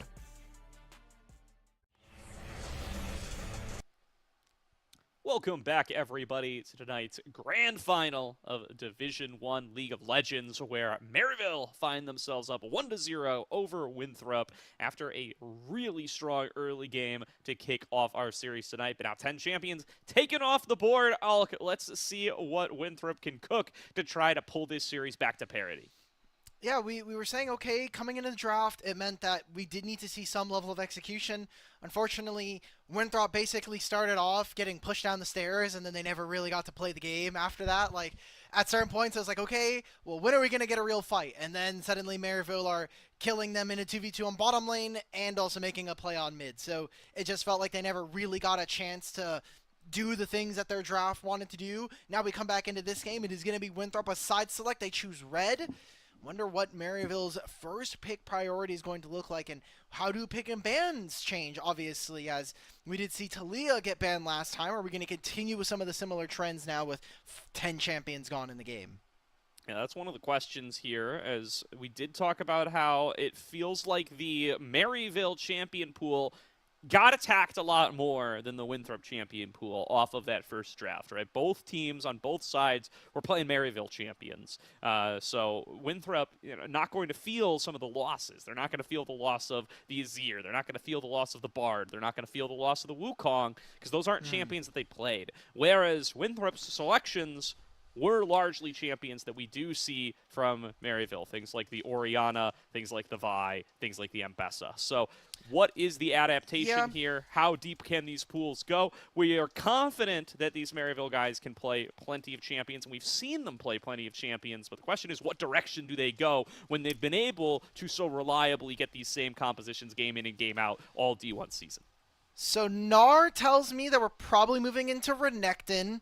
Gwen also maybe says instead of Renekton, maybe it's a Scion. So up to Winthrop, are we going to stay with the same bands as last game with Nico, Poppy, and Trundle? Instead, they're going to swap it for the Scion. I think this is really smart, a good adaptation. Trundle isn't as strong as a blind as it was when it originally came into prominence midway through the year, and with champions still like Xin Zhao in the game, you're probably still moved away from picking this up. Now we're going to take away a big champion from Winthrop's this time, where they actually lost on Denethor's most played Mbessa. Now you take away the Rise, which is also Sword's most played, so wondering if he's going to be moving into things like maybe the Akali. No, we're immediately shifting into Mel now. All right, this is the Faker effect, right? Everybody's big into the Mel now after it started to become Oh a bigger yeah, pick same for with like T1. Anivia. Anivia started popping up at playoffs, and I'm like, guys, none of us are Anivia players. Let's just put this down. No. Yeah, well, some picks you're allowed to take inspiration from the championship, and some you aren't. Mel, I think, can fall into the earlier category. I think the execution there is very, very strong, and it's been a pick that has, I think, been a little sleeper OP for a while. So I've been taking advantage of it. Now everybody else is starting to take advantage of it too, and they're starting to make a little bit more of adjustments to how that passive works to try to tamp it down a little bit. But in the meantime, Sword going to snatch it up, likes what that matchup looks like into Rise, should have a substantial range advantage as they get into these longer harassment wars. Also pairs up very nicely with the Pantheon, who can guarantee a connection on the Solar Snare. Yeah, what I want to see from Winthrop now is just a composition that's going to be essentially a keep away. Like we're gonna put our palm on the top of your head, and you're gonna stay one arm's length away from us while Mel is slinging spells, and you can even allow for Renekton kind of be this weird interline bruiser for this team. So now I'm seeing a lot of good lockdown with Pantheon and Renekton. I want to see a little bit more damage. maybe even something a little bit more supportive. We haven't seen a ton of Jhin come out from mobility. It has been a very high priority pick for Scary Jerry throughout this season. And with a Rakan also, I wonder what kind of 80 carries we're going to be seeing from R2. The Crimson pick here, an interesting look as well, as he's going to lose access to his Jax. That would be the go-to up against the Renekton. I do wonder if he'll bust out something like an Aurora, which is more of a Denethor pick, but... K'Sante. Yeah, K'Sante. Come on. You're right, and they don't ban it. They ban away the Xayah, which is still probably a wise decision, right? The Rakan already showing, and the Rakan good even without the Xayah, but goes from good to great when paired up with it. They're going to take away the Kai'Sa here on the opposite side, try to limit some of that poke potential from the Void Seekers to go along with the Mel, as well as the all-in potential with that Pantheon. The ability to invert fights there with Pantheon, Renekton, and Kai'Sa would be very, very powerful. So they're going to go for the Lucian instead. Okay. I thought this was going to be an Alistar on 4. I think it works well with what they want to do and also stops what Maryville want to get accomplished, especially with just keeping the shorter range members like Xin Zhao and Ryze out of fights, but instead they're going to be opting to take an 80 carry. I wonder if this is going to be only 35, opting for something like a Lucian Nami, just to try to get the laning phase a little bit more down, give them some winning lanes to play through right now. Renekton into K'Sante is a miserable, miserable time to play right now. So I'm looking at this from Maryville's side. They have a composition that tries to keep you in the mid-range. It's going to delete minion waves in front of your face and really wants to kind of make an all-out rush attempt into your backline. Get that Mel uncomfortable. And I like the Melio here from only 35. It's similar to the Nami in the way that it buffs up Lucian and gives you that additional combat power in lane. But A, the range advantage against the Sivir feels very, very good. And B, the cleanse from Breath of Life feels very good against stuff like Rakan, stuff like Ryze, stuff that's going to come in here and find that lockdown. But that playstyle kind of relies on the fact that it does get the lockdown, right? If your Ryze is coming in, finding the Rune Prison onto something like a Pantheon, onto something like a Renekton, he's relying on the fact that that champion is not going to come and use targeted CC on him less than a second later. But you could really disrupt that with the Melio.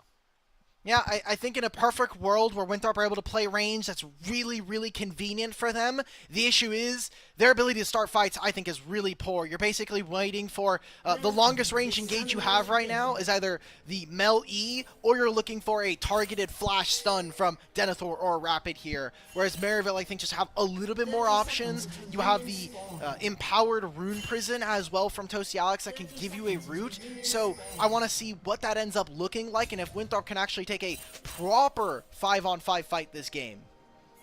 We'll have to find out here. Only 35 going to lead the charge. They come in for their early exchange of vision. Music was able to secure on the opposite side. We're going to look for this invade, though. The level 1 Pantheon feels very good here, and Scary Jerry might be up a little bit far. Does get hit by the Sword Snare, but Sword is cut off from the rest of the team. Will be able to use the Snare to get himself out to safety. So they will be just fine, and now Denethor gets a chance to get the vision on the opposite side as well. A lot of vision being denied away from Winthrop, but it's also a lot of wards already used here by Maryville. Music doesn't have his, Scary Jerry won't have his, and all 4 wards gone from Winthrop's side. So after the first 3 minutes, the map is going to get very, very dark, and I think that actually ends up being in favor of the Eagles here. Nice early trade starting off, though. Scary Jerry going to lose about half his HP immediately. The warm hugs start from only 35, going to give that initial boost over to mobility to help these trades hurt just a little bit more. And now, yeah, Scary Jerry's still playing up and aggressive on the Sivir v Lucian. He will be punished for this. I was wondering why only 35 is so far away. If I'm crouching, I'm like, maybe we should just press some buttons on this guy. Like, is he allowed to walk up here? Jerry goes down to half, ends up being true. Also going to know that his jungler is coming towards this side of the map, whereas for mobility, his jungler's pathing away. They want to see if they can open up maybe the mid lane matchup, if not the top lane one, because this Renekton versus K'Sante matchup is not easy even early on for the Renekton, and it doesn't get any easier as the game goes on. So it's going to be one where we need to see how Denethor pilots in the mid game around team fights. There's heals blown from both supports here as only 35 mobility feel like they found a good trade opportunity. One knock-up connected from Cryogen, but was not able to be converted into very much damage. Rapid and Music got to find each other here. It's an exact copy of what we saw from Music in game number 1, and it's the exact same result, perhaps even worse for Rapid. Meanwhile, Flash into the bottom lane. Mobility wants to be able to find this 2v2. Warm Hugs isn't enough. They exchange kills, but one goes over to only 35, while the other goes over to Scary Jerry, and Cryogen, happy to take this supportal combat all the way. He'll end up regretting that, as he has to back away from the turret. Meanwhile, Music did finish off the kill onto Rapid. They trade flashes, and Music gets his man. And look at who the big losers are for both teams here. I mean, Scary Jerry, yes, him and the enemy AD carry will miss out on that wave. Milio is going to be on a bit of an off timer in comparison to their AD carry, but so is Cryogen. Look at the solo lanes right now. Sword almost gets solo killed alongside Toasty Alex. Almost a 1v1 there. See a couple of members of Maryville are in the area right now. But Denethor lost his flash for that trade. Sword's without rebuttal. He's got to go all in to try to kill Toasty here. He can't get him, and he has to flash. Scary Jerry just walks up menacingly and gets a big summoner spell off of the Winthrop mid laner. Does Denethor... Oh, yes, slice and dice in 3. If that was even 2 seconds shorter, that could have been a solo kill going over to Denethor. We get to take a look back at the first blood here. I'm looking at the top lane wave because Denethor eventually makes his way over to this play. You can kind of see that the mid laners are starting to cheat, but this is a big timer that Denethor ends out losing a ton of experience and gold here, and he loses his summoner spells without getting any kills on the Music or Toasty. So I feel really good about Maryville's chances even early on here. I think skirmish. Rapid looking to take the fight a little bit further. Feels confident with Sword at his back. Wants to try to finish off this kill, but the Solar Snare didn't connect. One more auto from Sword will find the passive execute, but Toasty Alex has been pumping machine gun spells right into Sword's back the whole fight. 2 for 1, Maryville. I think that was a very close fight. You saw that Music, his positioning was so important there because he gets behind the Pantheon ability, which means it does no damage in that matter. And Music ends up finding another kill onto Rapid. Rapid is really getting exploited in these jungle matchups right now. And it's not only resulting in a lead for the jungle, but Toasty getting kill after kill right now. He has double buffs at 5 minutes in. This Rise, one of the big parts of him is that he has good trading early. He's very, very strong even in the laning phase, but he is completely gated by his mana cost. With blue buff this early on, it's going to be tough for Winthrop to get priority at any point here early on. And Denethor's suffering too, right? That cheat over towards the topside jungle during the first blood cost him control over the wave, ended up costing him his flash in the extended exchange. And now he's going to be without that ability, and at that disadvantage means he can't play as aggressively in this lane as he might like, and has himself a minor CS disadvantage as a result. That's not good, because we picked a Renekton to hopefully get us priority, to hopefully be able to be a bruiser in these mid-game fights. We'll see. Now a 2-on-1 coming through mid. Music is pathing away from the mid lane, but recognize he's probably going to be fine. Just hits a Scryer's Bloom to get vision on the bottom side of the map, where it seems Maryville are going to be maybe looking for a play and be opening up with Cryogen, who does have teleport coming on through. And they're actually going to just use that to get Cryogen back to lane a little bit faster. That early rebuttal from Sword showed his hand a little bit in the mid lane exchange. Toasty immediately recognized that he needs to back away, but here comes Music on a deep flank that they were not ready for on the side of Winthrop. Mobility knocked up, double knockup found by Cryogen. Bouncing boomerangs between the two. One more will find its way to Mobility, and an execution for Cryogen means no return gold to Winthrop. As soon as the Super Mega Fire Kick comes out and misses, that's where it gets a little bit dicey. I mean, very few summoner spells available for Winthrop. It's the barrier that comes on through for Mobility, but it's not enough. Cryogen, that execute, I think, an extra dagger in the side of the Eagles as Maryville make another successful play here in game number 2. And it looks like they're going to continue their dominance with Cryogen opening up on mid. You have Xin Zhao covering the bottom side entrance. This entire side of the river is basically inaccessible for Winthrop. They're losing out on both of these bottom side lanes. They've tried so hard to create a lead in mid for Sword, and it just hasn't worked out for him. Now he's low on HP, at risk of having this recall interrupted. Cryogen finds him, and there will be a Wind Becomes Lightning coming on across. Rebuttal used to avoid getting tagged. But Sword's timer hurts even more now. He's going to miss out on this wave. Oh, Denethor is being called over. They want to try see if they can fight for music. Remember, no flash on this, but Rapid's going to ult for mid. Rapid coming on in. Sword has no mana here. He's going to get like maybe one solar snare off. Does throw it on off. Probably can't even cast the ultimate. Maybe he'll get enough in short order. Please. But they will not be able to find the extended trade. I mean, they get the wave. This was a fight. I mean, over cool, being but able to look farm who's a getting the mid-wave. wave top lane. Look at Scary Jerry. He's just hoovering up minion waves and assaulting this turret for all its turret plates. Like, they're losing massively here, and that play did butt kiss. It was nothing. Yeah, I mean, you wonder whose call it is, but I mean, Denethor's miserable this game, right? He just keeps getting called for help, or keeps volunteering to come help, and he can't help, but he also hurts himself in the process. Now he's trying to find this fight. I think a little frustration showing here from Denethor. He cannot win this 1 versus 2, but he's giving up so much. He's like, okay, well, can I kill Sivir? No, of course, Crowdgen's here. Like, we talk a lot about some of the intangibles, some of the things that not are just mechanical differentials that come on through, but I think Crowdgen has definitely already shown himself a player that we have a lot of question marks about, not only his time here in Division 1 and in Collegiate as a whole, but looking at his time playing competitive. I mean, this is one of his first fearless best of fives we've got to see from him, and whether or not he is going to be a top-level support prospect is going to come down to best of fives like these. And like, I love Cryogen. I've been watching this guy since he debuted at 15, 16 years old, early on in competitive for him. And I've always been a fan.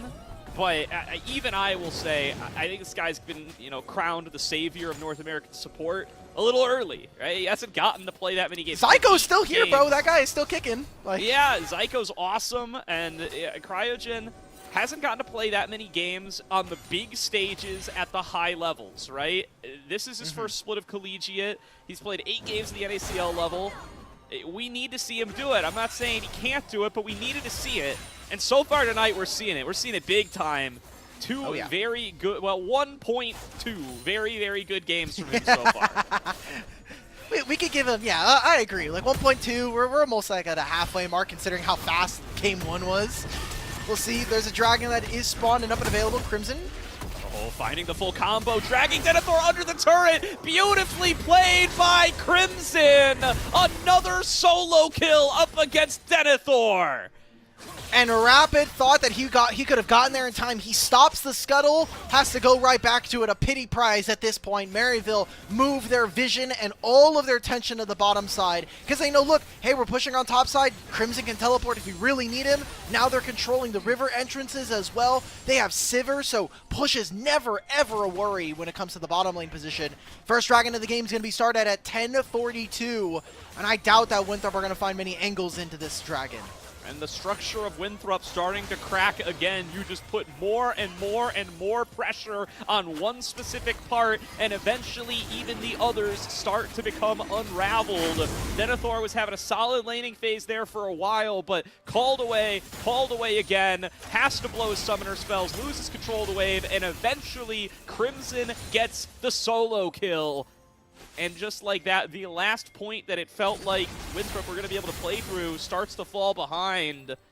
And the Dragons starting to stack up for Maryville as well as those Grubs. If you somehow missed our pre-show, a big portion of these two teams' history, despite being the new age classic in Collegiate League of Legends, has been Maryville's dominance. Out of the last best of fives that these teams have played, a single one has been won by Winthrop, and that was a CLOL Grand Finals back all the way in 2021. No members of that team still survive on either side, other than Bo in the directorship, and Niles, I guess. But Niles has shifted over to coaching, so everyone's moved off of the active bench, or the active player roster, and it's been a while since we've even seen these two be honestly quite competitive from Winthrop's perspective. Maryville have been dominant with multiple iterations of their roster. Yeah, it's a long-standing rivalry, but that's what makes them starting to pull ahead in this series, and their potential win here tonight so meaningful is this is them doing it with a new roster, a new lineup. The dominance over the last few years has been a consistent, really strong Maryville team, but this is a brand new one, and they are bringing the fight once again. Rapid coming in onto Toasty Alex. Toasty maybe a little bit out of position here. Rapid trying to finish him off. One more Comet Sphere would do it. Sword flashing forward, gets the slow from the Solar Snare, and will finish the execution, but that's a trade for only 35. Ooh. Now they've got Cryogen locked down. Denethor arrives to the scene this time and gets paid off for leaving his wave. It's a 2-for-1 in favor of Winthrop. Again, but it's all about what you're losing for this Scary. character. I don't know about this one, brother. He pops on the hunt here. What now he has to pop Flash, but Denethor's all over him. Has the Dominus waiting on Slice and Dice. Gets him pinned between the turret. Solar Snare doesn't quite find him, but he gets the execution off Golden Eclipse. Okay, Jerry just gave them a free donation, and I mean, Winthrop, they made good on the play. They get 3 kills there for themselves. Or 2 kills, yeah, 3 kills overall. They do lose access to mid. They get a wave in on top side, but not really much doing there. Crimson is going to be the biggest winner out of all of this if you are a Maryville fan. The Saints top laner getting an entire bottom lane tier 1 to himself before turret plates fall. And Cassante was already a problem in this game. We'll have to see if whether or not Cassante can deal with a champion like a Mel later on, or even this Lucian as more and more items start to come on through for the carries of the Eagles. And, you know, they just keep trying and trying and trying again, and finally they've been able to get some money onto Sword. The Mel can be a very dangerous scaling pick here, so reliable in its ability to apply these burn effects, so good in its ability to poke from range, and so dangerous in its actual burst and execution potential when you start to stack up that passive onto multiple members. It's something that they can play through coming into this later game, and the fact that they've been able to stack so much gold on a sword, it's a great lifeline for a Winthrop team that is much more in the game at 15 minutes than they were in game number 1. It's all about those surrounding pieces, though, for me, because Mel can definitely get through it, but she needs multiple rotations of spells, and if she doesn't have the front line next to her, if you have a pretty weak Renekton, if you have a pretty weak Pantheon, I don't think Emilio is really going to be saving too much of this team composition. But Sword, I mean, another long-standing player here for Winthrop, a player that I think has really made a lot of great transitions away from just being this, like, utility-focused, control mage-only player. You talked about just this season alone, breaking out some more assassins, and the addition of Mel to the pool, I think, is significantly more, I guess, interesting to me because of how it plays, and it basically being a New Age Xerath, but for tank busting. Yeah, New Age Xerath that you could actually pick. And True. That's pretty helpful for this Winthrop squad. It really feels like it's up Sword's alley, too. The kind of identity he's carved out for himself since returning to mid lane. And definitely appreciates getting another one through the toolbox in a fearless era. Toasty on the flank for this potential Rift Herald fight. It's down below 2k HP. Winthrop not going to be able to get in there to potentially get the steal, and they're going to make the call to disengage. They don't want a 5v5 right here, but Cryogen looking for a quickness angle, dashing forward. Rebuttal comes out. Music dashes forward. Sword is isolated. Has the redemption coming on through. He manages to stay alive, gets the Golden Eclipse out, but it's not enough. And the rest of the fight is Maryville all day. Crimson finds his spot in the front line. Mobility's the last one left standing. That Realm Warp into the back line, cutting off the last escape route. It's an ace for Cryogen, shades of game number 1. Another trade where it's just Cryogen who dies, but it is all Maryville in this fight. They have control of the top side. They move so cleanly into this mid lane play, and with 3 grubs, they'll grab the first turret as well. And it looks like they're even going to try to make a movement into this dragon with Toasty going to the top wave for one timer with a teleport. Let's kick it right into this replay and see what exactly ended up occurring around the Rift Herald here. Toasty with a magnificent flank. Remember, we talked about who's going to be frontlining for this team, because Emilio can do work, but Emilio cannot do it all. Now they don't have very many ability. There's no rebuttal for them to deal with, even though he doesn't have too many great targets. Breath of Life comes out, but it's just useless at this point. I mean, Mel cannot have enough time to actually apply these spells, get that determination down. And at that point now, they have enough HP and definitely a lot of damage to make it true. Yeah, I mean, the fact that they're able to rip through Pantheon and Renekton so quickly, yeah, it's a bit of a surprise. I'm not going to lie. I don't blame Winthrop for not being ready for it, but you can tell they knew at some level they did not want that fight. They were trying to disengage after they realized the Rift Herald was already down, and maybe a sign that you shouldn't have been at the Rift Herald at all, because you never found an angle in. And that fight was not close. You need more time to scale. You need 2 items on the Mel, and now you're further away from it than you ever were. The issue for me that I'm seeing is that this just isn't the Winthrop that we had in regular season, even in their games against Maryville, right? Like, part of why Winthrop was so dangerous against the other 7 teams and the other 6 teams in the league was that their laners were competent and strong enough that they would generate enough of a lead, and then they would pick at you apart just from the map, trying to play on side lanes, be really smart about when and where they could show. Maryville are giving them no such quarter, and it's basically making it so it's a Winthrop that has to really rely on team fighting, on playing from a slight, if not moderate, amount of a disadvantage, and that's just not a position that very many teams have a lot of practice at, and definitely not for Winthrop in terms of how they've been playing all season long. Denethor TPing to try to get a flank here onto Toasty. It's a 2 versus 1. Toasty needs to try to outplay this, make it a 3 versus 1. They're not taking any chances. Rapid gets into the mix, and Sword will find the execution. No opportunity for a cross-map here either. Whoa. Scary Jerry nearly goes down as Mobility finds an angle. Music going to try to capitalize, though. Have Winthrop over-aggressed with 3 members up on the top side. Looks like not. Only 35 will have to flash, but they will successfully disengage. Look at where the gold is going, though. Sword, he gets that kill, and he gets the next wave in. Crimson, however, is the one that is the beneficiary of this from Maryville's side. Scary Jerry losing that flash, not great. But it seems like it just hasn't really mattered, honestly. Like, I feel bad because Mobility definitely has to try his heart out in this game, but he is not the main character this time around. It's his mid laner. And same thing for here for Maryville. Scary Jerry, you are not the one that's going to be making the big plays in this one. It's going to be probably your mid or jungle right now. So let's ease the brakes off of our AD carries just a little bit here. It's probably easier to say for Maryville's side, whereas Winthrop, you really have to be fighting for every single edge in this game too. You really do. They're finding them, but they're putting them all onto Sword. So the idea is fine, but you can't be getting picked like this. Look at this damage out of Toasty. Alex Rapid gets in the mix too late, and now a Realm Warp out thanks to there being no more stun. It's right on the edge of the Baron Pit. It's all so beautiful from Toasty Alex, and he will escape with another kill to his name. Toasty, man, this kid, I'm going to be sad when he leaves us for another great org, but Toasty is definitely, he's made his name. If we're talking about CryoGen being an unproven player, Toasty continues to do so year in and year out. Every single competitive split, it is more and more undeniable that this kid has talent. And we'll see it continue here in this series. Otacon going to be started by Maryville at the 20-minute mark. It's already a 7,000 gold lead, and with the experience there, Winthrop in no position to even contest. You can see that right now CryoGen is actually waiting on a flank. They might try to look for a turn. He's on vision. Yeah, CryoGen going to be spotted. Going to just try to buy himself a little bit of time here. The Otacon's been successfully secured, and Winthrop find themselves in the same position they were at the Rift Herald. They come to the objective. They're here too late, and now they're getting engaged on. Only 35, isolated and executed. Music finds him thanks to the knockup from CryoGen, and here's that Rift Herald from earlier, making a repeat appearance. Inner turret falls, and inhibitor turret about to be sieged on at 21 minutes all. They're going to keep going for this. It's just going to be 4 members of Winthrop. They'll take this down and move into mid-tier 2, where Crimson has been prepping a wave. Another turret potentially on the cards to fall.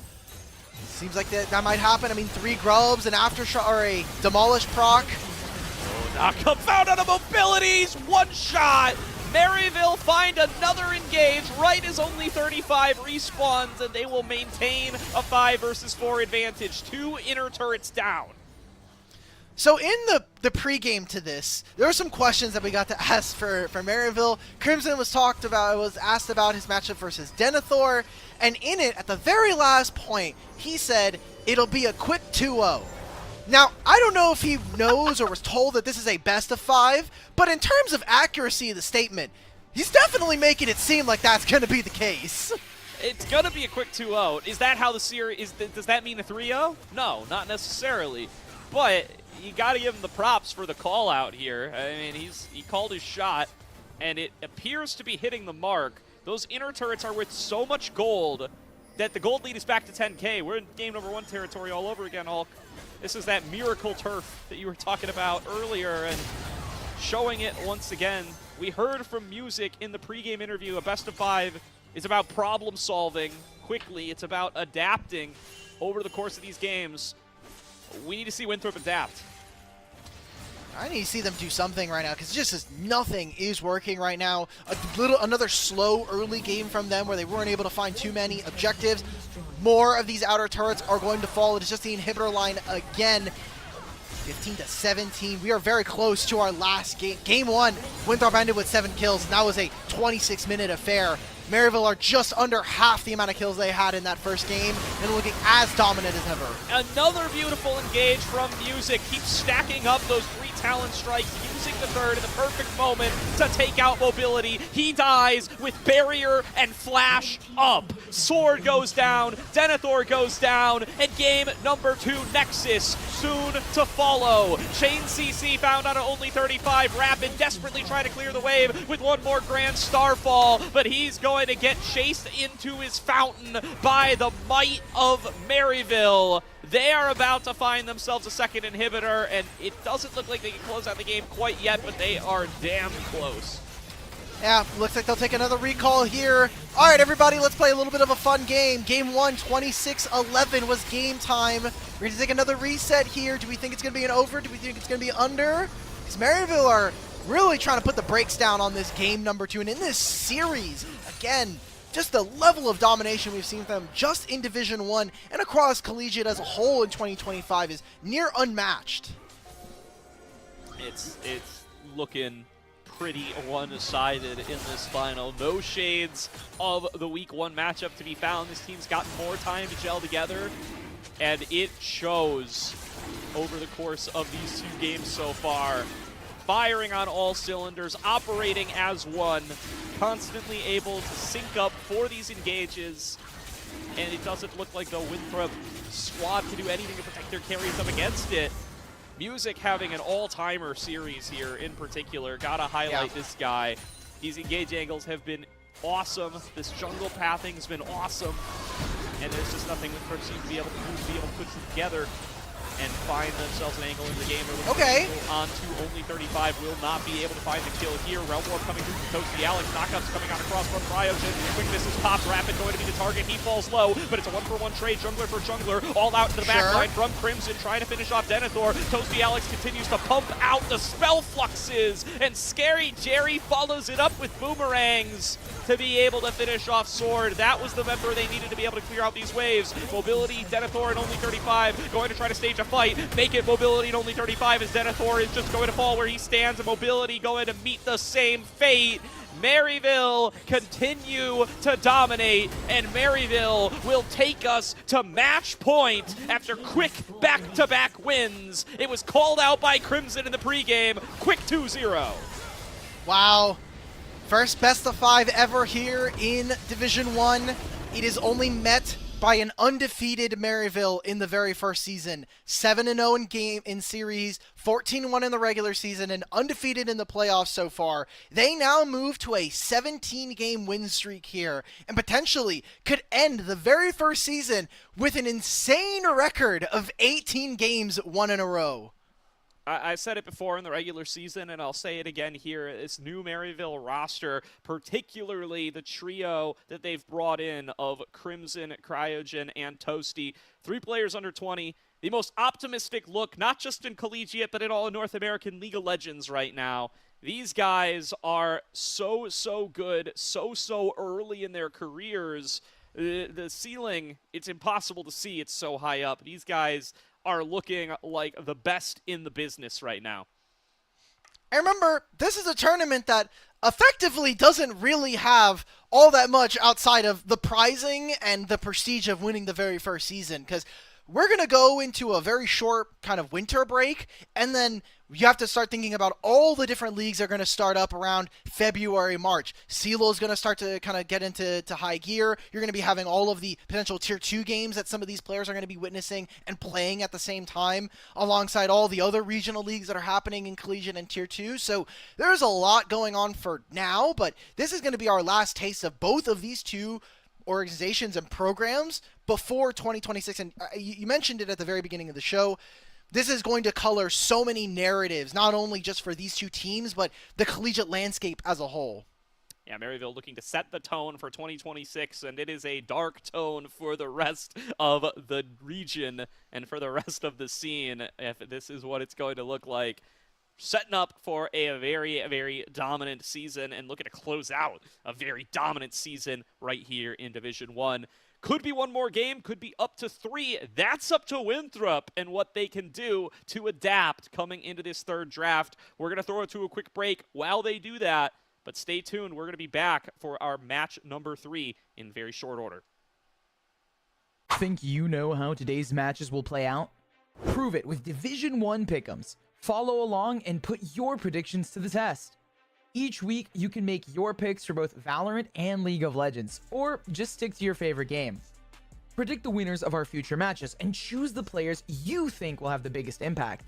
Every correct pick earns you points. The more points you score, the higher you climb on that leaderboard. At the top, you'll find prizes waiting for you at the end of the split. It's easy to play, adds excitement to every match, and keeps you connected with the action all season long. So lock in your picks, track your progress, and see if you've got what it takes to top the Division 1 Pick'ems leaderboard.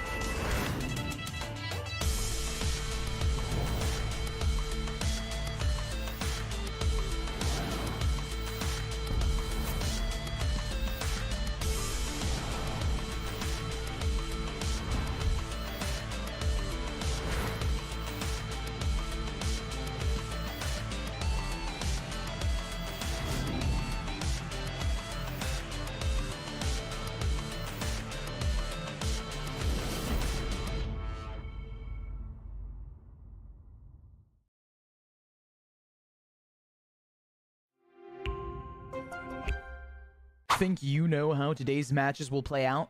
Prove it with Division 1 pick'ems. Follow along and put your predictions to the test.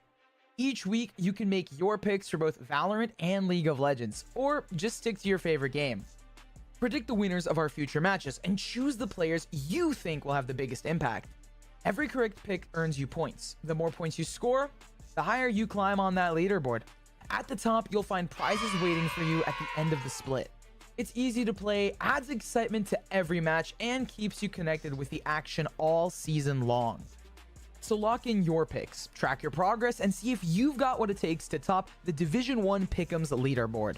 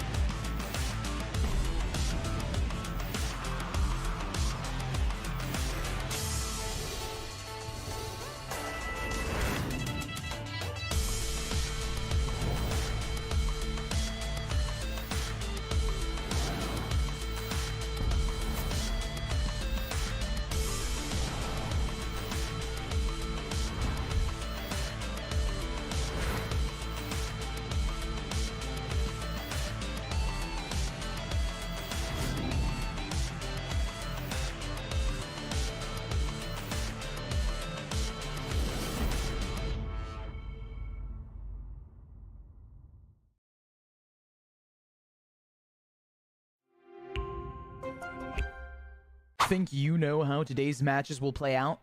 Prove it with Division 1 pick'ems. Follow along and put your predictions to the test. Each week, you can make your picks for both Valorant and League of Legends, or just stick to your favorite game. Predict the winners of our future matches and choose the players you think will have the biggest impact. Every correct pick earns you points. The more points you score, the higher you climb on that leaderboard. At the top, you'll find prizes waiting for you at the end of the split. It's easy to play, adds excitement to every match, and keeps you connected with the action all season long. So lock in your picks, track your progress, and see if you've got what it takes to top the Division 1 Pick'ems leaderboard.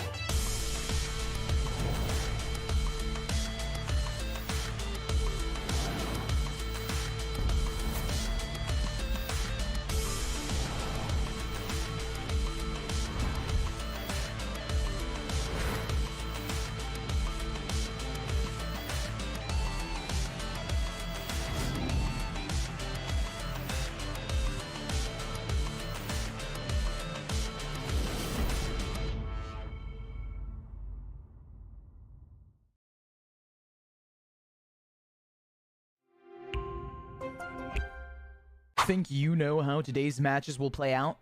Prove it with Division 1 pick'ems. Follow along and put your predictions to the test. Each week, you can make your picks for both Valorant and League of Legends, or just stick to your favorite game.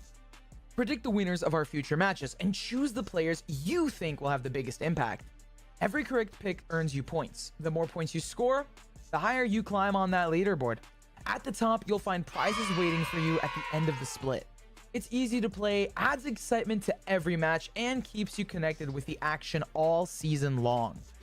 So lock in your picks, track your progress, and see if you've got what it takes to top the Division 1 Pick'ems leaderboard.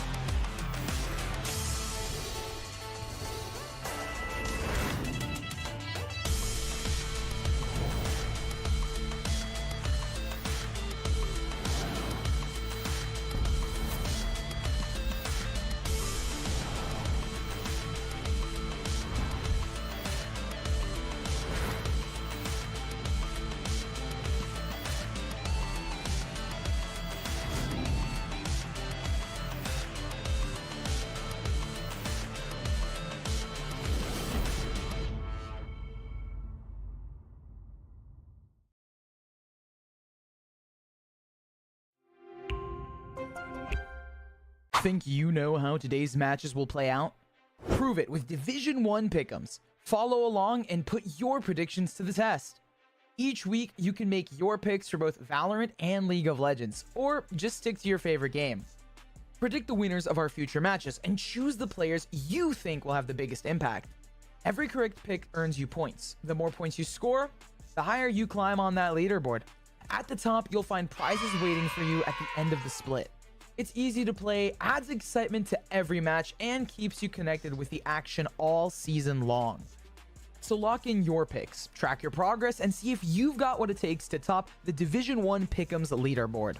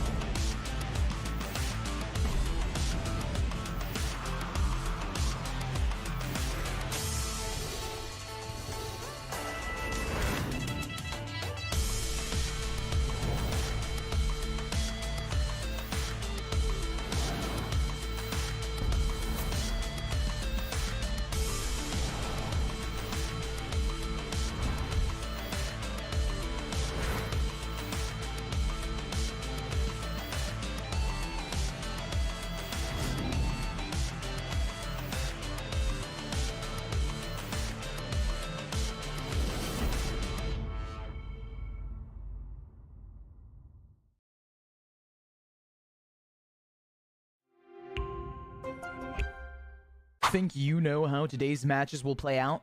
Prove it with Division 1 pick'ems. Follow along and put your predictions to the test.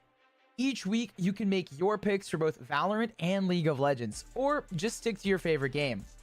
Predict the winners of our future matches and choose the players you think will have the biggest impact. Every correct pick earns you points. The more points you score, the higher you climb on that leaderboard. At the top, you'll find prizes waiting for you at the end of the split. It's easy to play, adds excitement to every match, and keeps you connected with the action all season long. So lock in your picks, track your progress, and see if you've got what it takes to top the Division 1 Pick'ems leaderboard.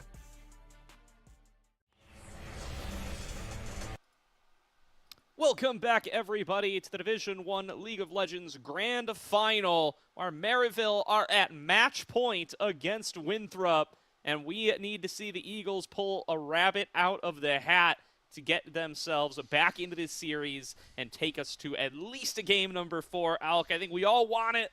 We got to see it, but it's in their hands.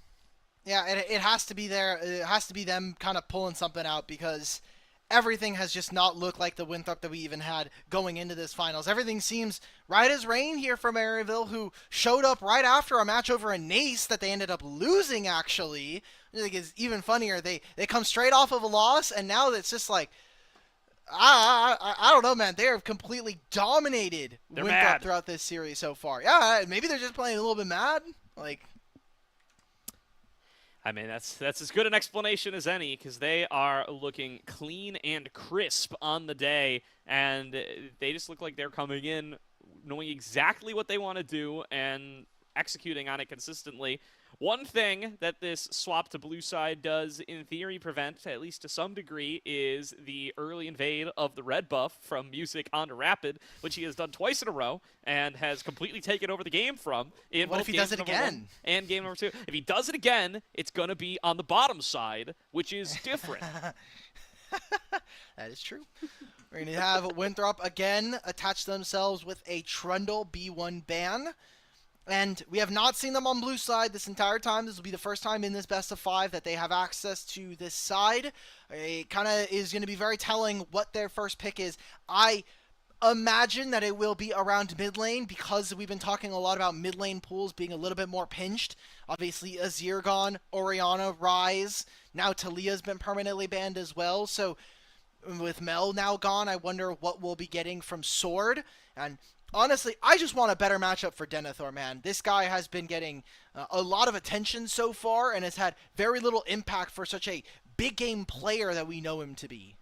Yeah, I think he's who you probably want to lean on here. We talked about it a lot in game number 2. Is Renekton felt like it was held down a little bit and cut off from what it could have potentially been by all of the attempts to come in and support other plays. You could see how much things were starting to fall apart around the mid-jungle area of the map, and he kept trying to cheat down and support and find an angle to spin a fight back into the team's favor. But the plays were going too fast. He couldn't get there in time, and he ended up with the worst of both worlds.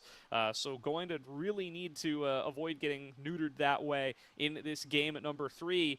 Let's see what he can do to avoid it. First pick for Winthrop is Victor for Sword. I mean, as a blind mid, sure. Personally doesn't really inspire confidence, but I think the fact that this is a champion that has a strong enough win rate, mid lane kind of like laning phase, is fine. Does mean now that you've now opened yourself up for things like the Jarvan, who, remember, we banned Trundle, and there's not really a tank that's going to come on through. Sion was banned by Maryville, and usually one of the answers to try to play into Jarvan is you want to be able to lock him down. A lot of the AD bruisers are gone, Wukong, Xin Zhao, these kinds of things. So what is Rapid going to be reaching for here in this game? It's going to be the Nocturne. Interesting to see. Often paired with the Orianna, not going to be an option that's in the cards this time. Something that folks do still find success on, even on Maryville, right? They've played the Nocturne sans Orianna this season, so they see the value in it as well. And I like to see this Gnar on either side of a Jarvan matchup. Really good Gnar opportunities when that Cataclysm does come out. And it's not like Music's going to just not ult, so you should have yourself some good opportunities to make use of that interaction. Damn. There's the Jax for Crimson, though.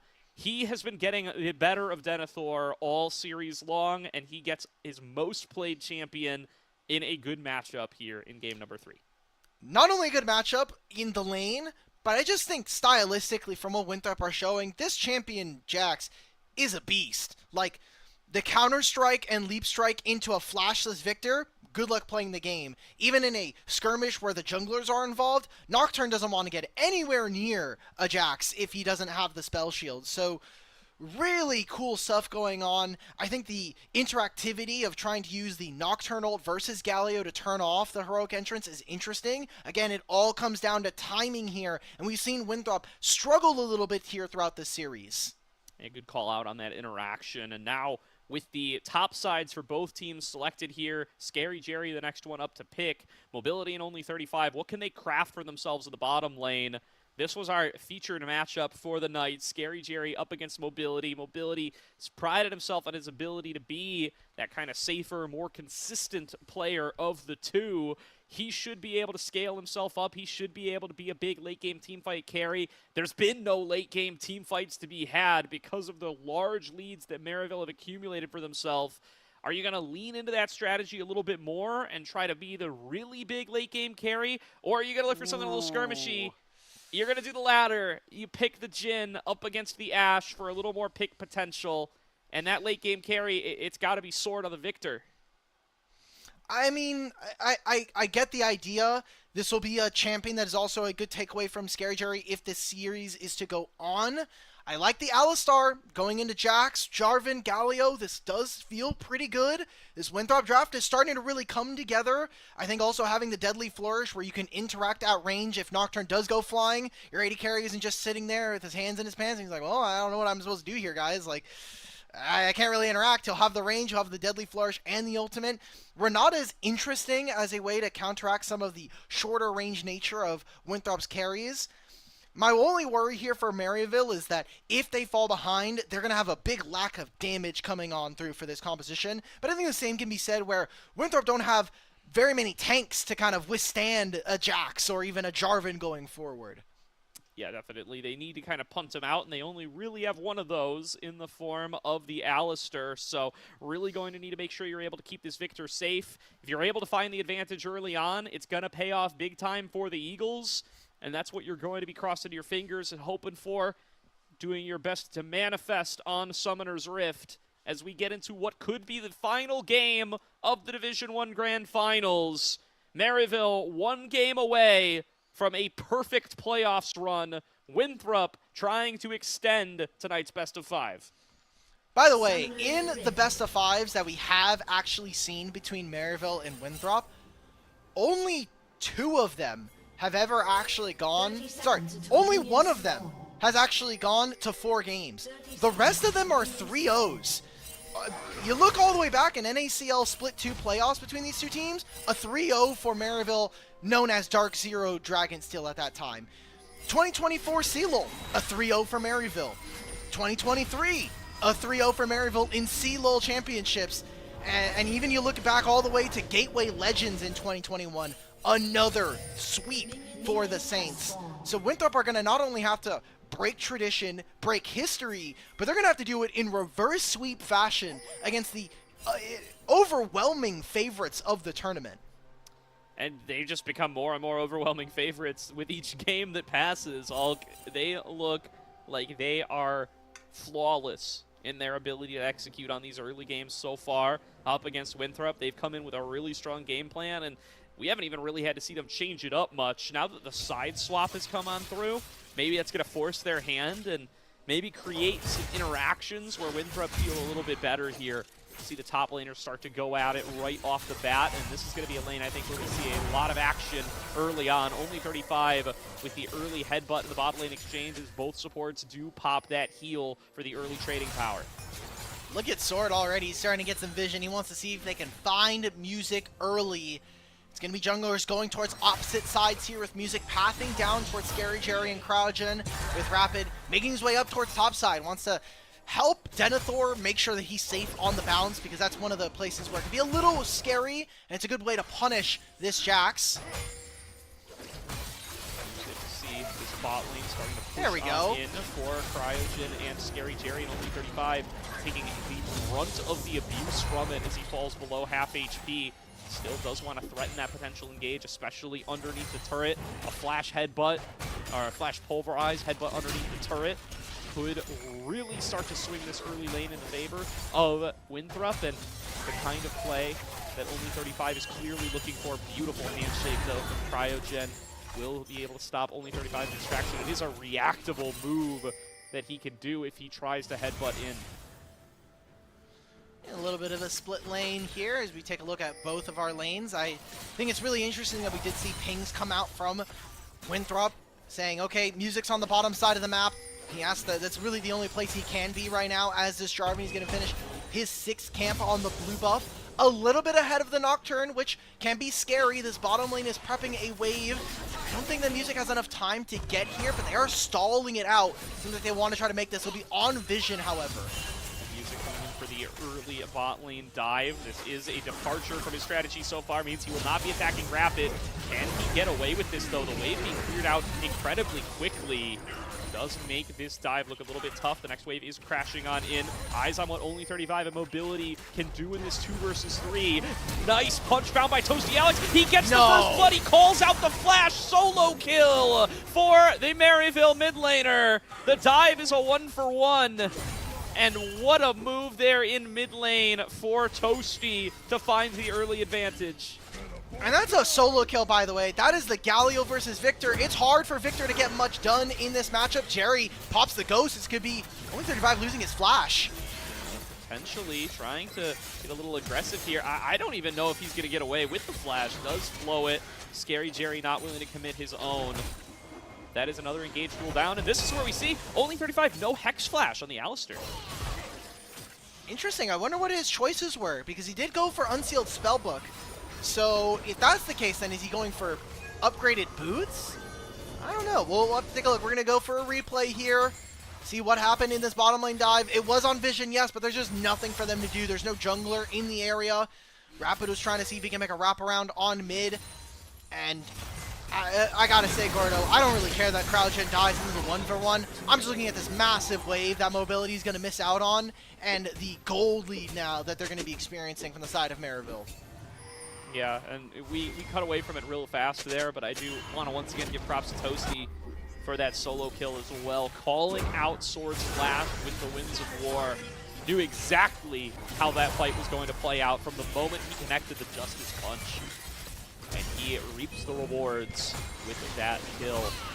Now looking very strong in the mid lane, going to be the first one to hit level 6 here before too long. And then that dive becomes a possibility in the bottom lane. Once again, it gets even tougher to survive for only 35 in Mobility, so gotta stay aware of the potential risk there. This is a top lane matchup that is starting to pull ahead for Winthrop, though. Look at this lead that Denethor has built up in the 1 versus 1. He's about 2 waves up. I need to see him actually convert. It's one of the few champions that we really know Denethor for. From before he ended up really getting competitive. It was Gnar and it was Camille, all the way back in those Tempest days. That's one of the through lines for Winthrop was Denethor and Mobility. Mobility is one of Denethor's very first competitive 80 carries he played all the way back in 2022 and has only really played with Mobility since. So, long-standing brothership between these two as a little bit of action near mid lane. Nice double taunt found there by Toasty. Now, can he walk this out with the phase rush? Not looking like it. Chaos Storm taking him down. Will give Sword a kill.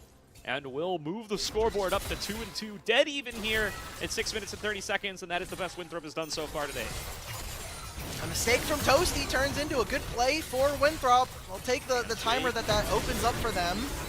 Handshake found by CryoGen there to start off this fight, but it is not going in their favor. Scary Jerry executed, going to fall lower and lower. The bailout will not save him. CryoGen with a nice flash away will get away from the Deadly Flourish. Music coming in to bail out his support, but Rapid is in route as well. Pops the Paranoia to get involved in this fight. Mobility trying his best to kite it out, and he does do so. Able to evade the chase down. Now opening up the curtain call to shoot down CryoGen. 3 kills into Mobility. This is how Winthrop want the early game to go.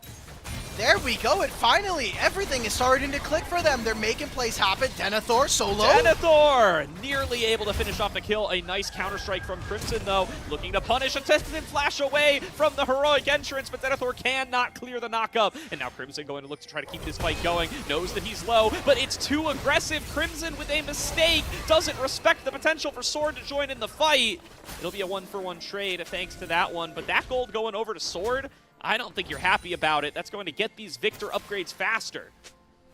Yes, correct. The Victor upgrades are going to be coming on through a little bit quicker than maybe expected. And for Winthrop, they are fighting back. This is the first time in this entire best of 5 we have seen Winthrop with a gold lead. And a pretty sizable one at that at 8 minutes and a 1,500 gold lead right now. So I need to see them now continue to snowball this. Let's not give Maryville ways to get back into this game because we know the aptitude for this team to get back into good spots has won them many games and many series beforehand. Maryville, they got first access to Dragon, and they're going to potentially get all 3 grubs here. Can they get Rapid in here? Paranoia still on cooldown. Cryogen knocked up by only 35, tagged by the laser, but able to fall back to the rest of the team. I don't think they're going to pull the trigger here. Not quite in range, and recognizing that Crimson is alone to the bottom side. And this is a pattern we've seen from Winthrop a lot here. They commit all 5 members up towards this top side, and they get nothing for it. Not only just that, it's just the kind of cherry on top to what you're talking about is also that they are not getting anything else. It's not like, okay, well, we're going to make a trade for the bottom side, and maybe we'll get another wave in on top lane and try to equalize between Denethor and Crimson. That entire bot wave that he gets to himself helps out in this matchup versus the Gnar. It gets him a little closer to his turn 84. So maybe gets him a little bit closer to a thing like a plated steel cap later on. So Maryville get the first 2 objectives of the game. They lose out on a lot of the early plays, but that's kind of the issue with their team, is that they don't have a ton of consistent damage. It's just this, honestly, just the Ashe, and even her damage is a little bit more minuscule, especially if she's going to be behind. So Maryville do need to keep the pace of the game going, and Winthrop are punishing her adequately. Hero minion there, blocks the big boulder from Denethor, keeps Crimson's health a little bit healthier than it would be, but nonetheless, Denethor still finding some nice trades here and maintaining a solid advantage over the Jax. Has himself a whole cloth armor here, the pretty much exact same build otherwise, each with a Doran's item to their name. Will be the first one to hit those upgraded boots as a result, and going to look to try to build that lead a little bit higher as well. Denethor finally getting the chance to just play an isolated one-on-one, and he is winning it here in this game number 3, although here is some cheating from the Maryville side. A beautiful arrow connects from Scary Jerry. Crimson finds an opportunity to go all in, does manage to connect the counter-strike. Wow. And as I'm talking about it, I curse him. Denethor loses his fair one-on-one, and Crimson is able to take advantage. Is Crimson just getting spoon-fed all 3 games, by the way? Because now he gets more turret plates to himself. He's going to be so strong. He's going to hit his Trinity Force before this dragon spawns in 35 seconds. And I don't think Maryville really care that they're missing out on an Ashe ultimate. Who else from this Winthrop team is going to tank an Ashe ultimate that is in only 35? I'm hard-pressed to imagine that Rapid's going to step forward and try to use that spell shield when there are so many other targets that he wants to be able to block out on. That's a big win there for Maryville, and even get the teleport away from Denethor. And what a call out there all the way from mid lane. Great arrow from Terrifying Jeremiah there. Just connects it all the way from downtown and picks off Denethor. You can't ask for a better position on that. Knows exactly where he's going to go. Denethor right back into it. Still feeling strong in his lane, and actually gets a little bit of a window here to equalize the plates that he lost. And Rapid is waiting. They might go all in with Mega Gnar here and try to just get the kill right back. They dive forward. There's no ultimate available for Crimson. He can't make himself tankier. Does have that counter-strike to stay standing a little bit longer and manages to evade the boulder. That's critical, but Denethor can still tank up this turret just a little bit longer. Crimson's been forced outside of turret range, and Rapid will execute him with that paranoia. Winthrop managed to equalize. All right, so the kill ends up kind of being less than useful there for Maryville. The death from Denethor ends up meaning less. They get the turret on the top side. It is Maryville who are, I think, making meaningful headway on some of these objectives. Second dragon of the game, done at 12 minutes. This is much faster than any other game here in this series. It might turn into a turret, not on this wave, but in future time. Rapid is still top lane. Yeah, Music has the lockdown here from Sword. He has the flash, doesn't want to use it, but that means he's stuck inside Cataclysm, and Chaos Storm not enough to get him away. Will end up falling to the play, but this is going to be first turret secured up on the top side for Winthrop. Denethor that feats of getting strength richer and richer, and does secure the feats of strength as well. Good call. Yeah, Winthrop, they won the feats of warfare, you know, for the first time in this series. They get the first 3 kills of the game. Maybe another Ashe arrow coming on through. Does this land on the Denethor? No Come way. on!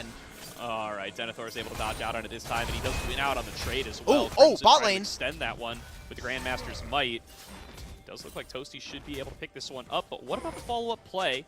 A little bit more of a collapse coming through from Sword. Note that he did hold on to the flash earlier, so would be able to chase down Galio. Good block on Justice Punch. Going to keep Toasty deeper in the fight than he would otherwise want, and they're going to be able to cut him off with the Gravity Well as well. Only 35. Nice flash over the headbutt. Trying to make this a trade onto Sword, but The Galio damage with only the tank item here is just not going to be enough. He should be falling down eventually. The question is how much time can he buy? And the answer is quite a bit. Finally, they get it over, and they give it to Denethor. Yeah, it's mostly meaningless in my mind in terms of the time that was wasted. Winthrop did end up having to move Denethor into this lane, but that's to help hopefully get him closer to the turret. Take a look back at this Ashe arrow, a very close-up one as Crimson... Yeah, like we said, kind of the fallout of this play means that Crimson loses his tier 1. Toasty eventually does end up falling on the bottom side, and I think just more equalizing measures. Winthrop are willing to trade kills right now for objectives because they know that they need to hit some of these really important breakpoints, like Victor getting some of his evolves, like Gnar getting closer and closer. I mean, level 11 at this point, he's going to be a huge menace, and Rapid already finished with the experimental Hex Plate. I imagine that this next Dragon in 2 minutes' time is going to be a pretty big pain point for either team. Rapid a little bit faster on the play here too, going to catch out Music as he arrives to the bottom side. Arrow coming through, not going to connect. Denethor now feels safe to be able to jump forward, maybe a little too safe. It's got a flashback away. Crimson going to chase onto him with the counter strike, and Denethor now caught between it. Rocket, multiple hard places will fall down to Crimson's damage. A nice little pick there for Maryville to reestablish themselves on the bottom side of the map. Attempt to engage onto Jerry. Will try to flash away from over 35, and the Paranoia going to connect onto him either way, and Mobility goes on a rampage off the 4th shot. Great punish. It turns into Sword, picking up another top wave, and a lack of respect from Scaramaya ends up in another death for Maryville's AD carry. He has been kind of a big game player, a person that has a huge personality and is always willing to kind of call his shot. But here in this game, you're playing Ashe versus a Gnar, a Nocturne. Like, you are not going to have a lot of fun in this one. And again, as we said from game 2, the game is a little bit less about you in the AD carry position. You are not going to be able to really stand tall, especially with the tools that Winthrop have. So this is just another stopgap measure that slows down Maryville's ability to move into objectives and properly fight, and gives Winthrop some more angles and a little bit more time in this game. Does, and I do think that, yeah, those damage concerns we had about Maryville are going to manifest here somewhat. They got 2 kills onto Crimson, sure. They needed more, and now looking like we're having a little bit of an issue with the game feed there, so we will bring it back as soon as we're able. I can use the breeder. I'll take it.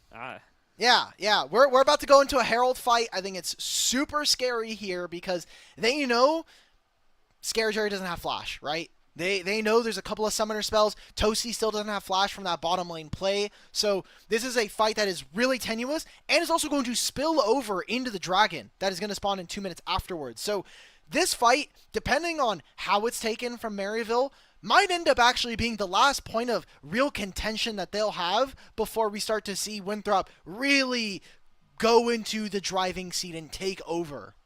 Yeah, the base damages from the Galio will eventually fall off here, and as they will for the Jarvan. So really going to want to make sure that you can capitalize at this moment. Try to take down some members of Winthrop and try to yank yourself back to the lead. Here is Rapid diving in to be able to find this pick on Scary Jerry. You can see pretty easy for them to close it out from there. He flashes away from only 35, but you can't flash away from the Nocturne engage. And it looks like we're back to live, baby. Winthrop are not at all contesting this? I get that you don't have ultimate on Rapid, but it's coming up in 10 seconds. Yeah. I feel like we could have contested for this. That's an Ashe arrow that's going to go wide, and they just get to go right back into mid, so I heavily disagree with this. We'll see if Winthrop are able to do anything. It seems like they were more prioritized on clearing camps and getting a little bit more gold for a player like Denethor.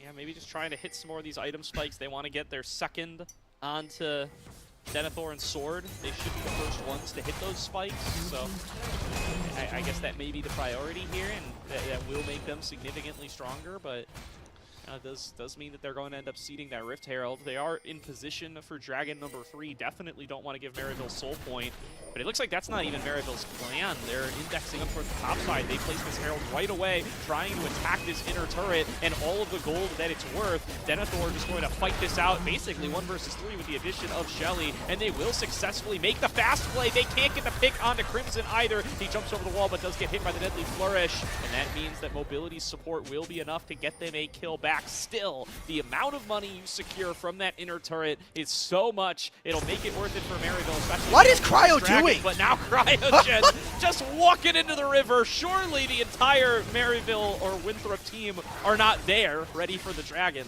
It turns out they are. Yeah, they were just top lane. Surely they wouldn't be in this side of the jungle already with a Nocturne. Soul Point will be stopped here by Winthrop onto Maryville, but like you had mentioned, I think the gold and the focus here for the Saints was if Jax is strong enough, if he hits 2 items, then certainly this champion is going to be able to take over in fights. Again, we talk about the immobile nature of a champion like Jhin, like Gnar, like Victor. Jax is a menace, but you have to be able to get to that point. And right now, Dragon on their side, Herald only used for a single turret. I think Winthrop are very, very happy with the trade of objectives. It's only been a 1,500 gold lead mounted here for the Eagles. Yeah, you know, we questioned the decision to give up the Herald, but in the long run, it appears to have really worked out for them.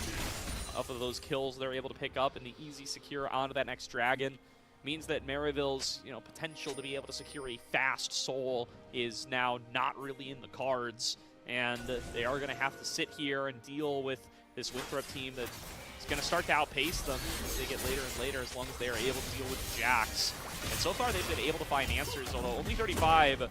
Trying for a deep flank here, way ahead of the rest of his team. Going to be very quickly punished. Manages to dodge out on the handshake, and he's going to get to this blast cone, but Music trying to say something about it. They're going to commit the arrow as well. Triple knockup, throwing him deeper into the pool, and with all of these summoners and ultimates used, the rest of Winthrop want to try to take the fight. They've got Cryogen very low, but that's all they've found so far. Music going to throw down the Cataclysm. They get the full combo off as the Heroic Entrance going to find the knockup onto Denethor. He's trying to go Mega, but he's not going to get the range in time.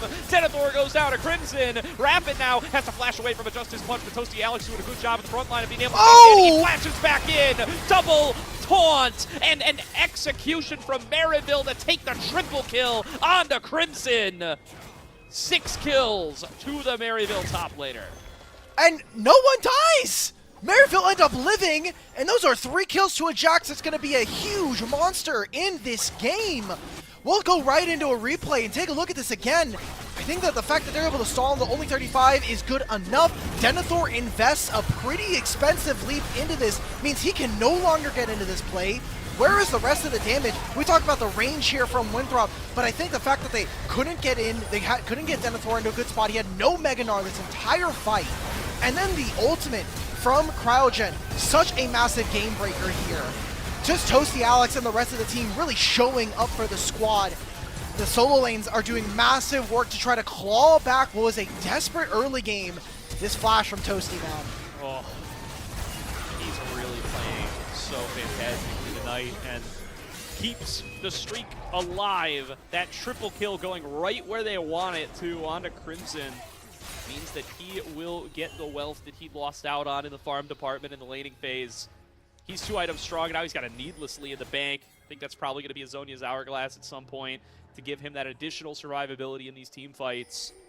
And Maryville snap their fingers, win a team fight, and start to reestablish themselves. You warned against it, Ulk.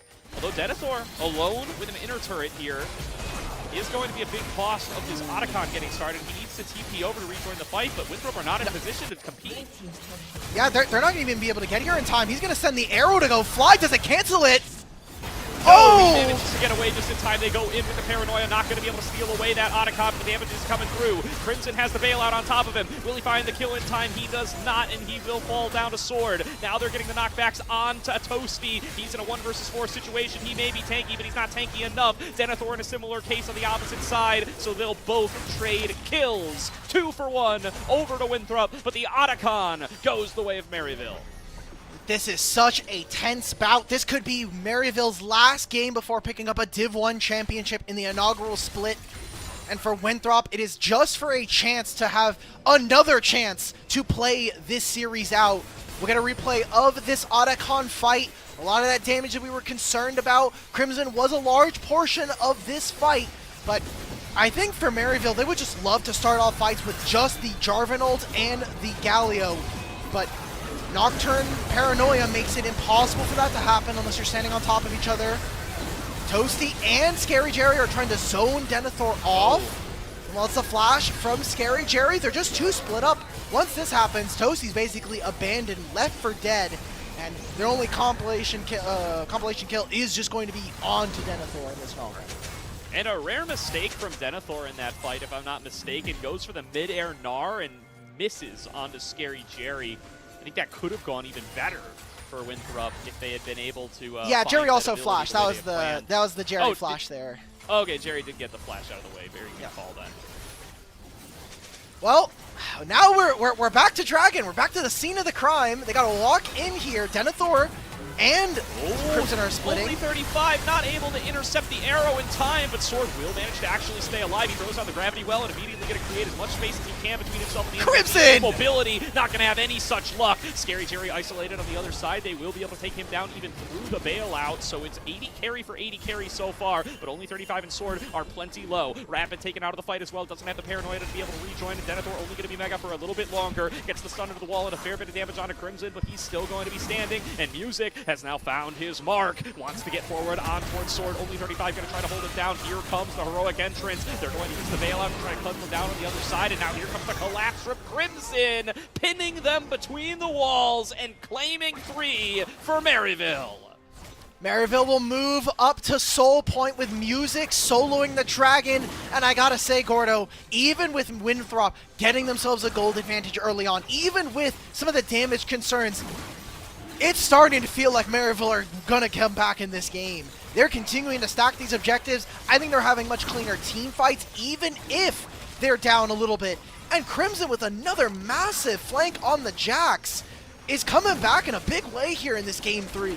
And it's so well set up for him because these big AoE ultimates from Maryville corral Winthrop into these tight spaces where Crimson can thrive. You have a heroic entrance from Toast the Alex coming in on the left. You have a hostile takeover from Cryogen coming in on the right, and they are just stuck in this tiny little sliver of terrain in between 2 walls, and Crimson tears them apart. You are Winthrop. You're looking maybe for 3 items on mobility. Nomu's rapid fire cannon, what looks to potentially be an LDR third coming on through. No pick on the Scary Jerry. There's a Baron that spawns in 25 seconds. I don't think they have enough damage to threaten it. Maybe just trying to pull Winthrop over to this side of the map if they can grab maybe a little bit more vision for themselves. Steal a ward or 2 away from the Eagles. That'd be nice if you are Maryville. But this is kind of the height of Winthrop's power in my mind. 2 items on Victor, who has all of his evolves. And me having mobility getting closer and closer to 3 items. This is really where I think if Winthrop can't win fights in convincing fashion from this point, they were never meant to win this game. And evidently, if that's the case, then they were never meant to win this series at this rate. Yeah, it's all about Crimson now, but Crimson knows it's all about him, so he's picked up that Zhonya's. It's going to be tougher to be able to pick him early on in these fights. He's pulled ahead of Denethor in the one-on-one department, and the rest of the team really going to need to pour a lot of resources both into dealing with Crimson, but into executing on that team fight that you call out. I think on paper they have the tools to be able to do it, but this Jax is so strong and has the capability of taking out both of your carries if left unchecked. So checking him has to be your #1 priority, but winning the fight, that's your #1 priority as well. You got 2 of them. For Winthrop, making sure that you have vision and more unique wards are going to be rewarded because you have this Nocturne ultimate. If Ashes step too far up, she has no midway in return to go for.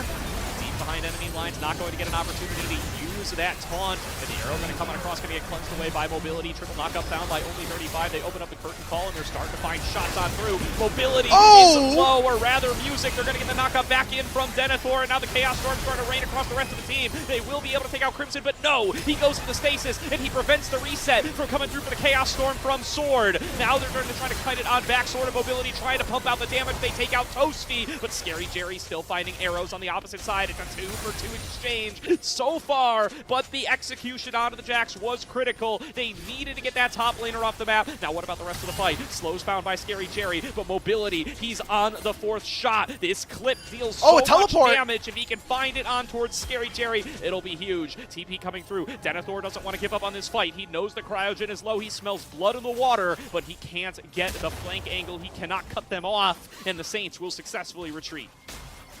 There'll be no Baron taking here, but God damn it, Gordo. If this was a champion not named Ash, if we got to see Jerry actually deal damage, they could have won this fight.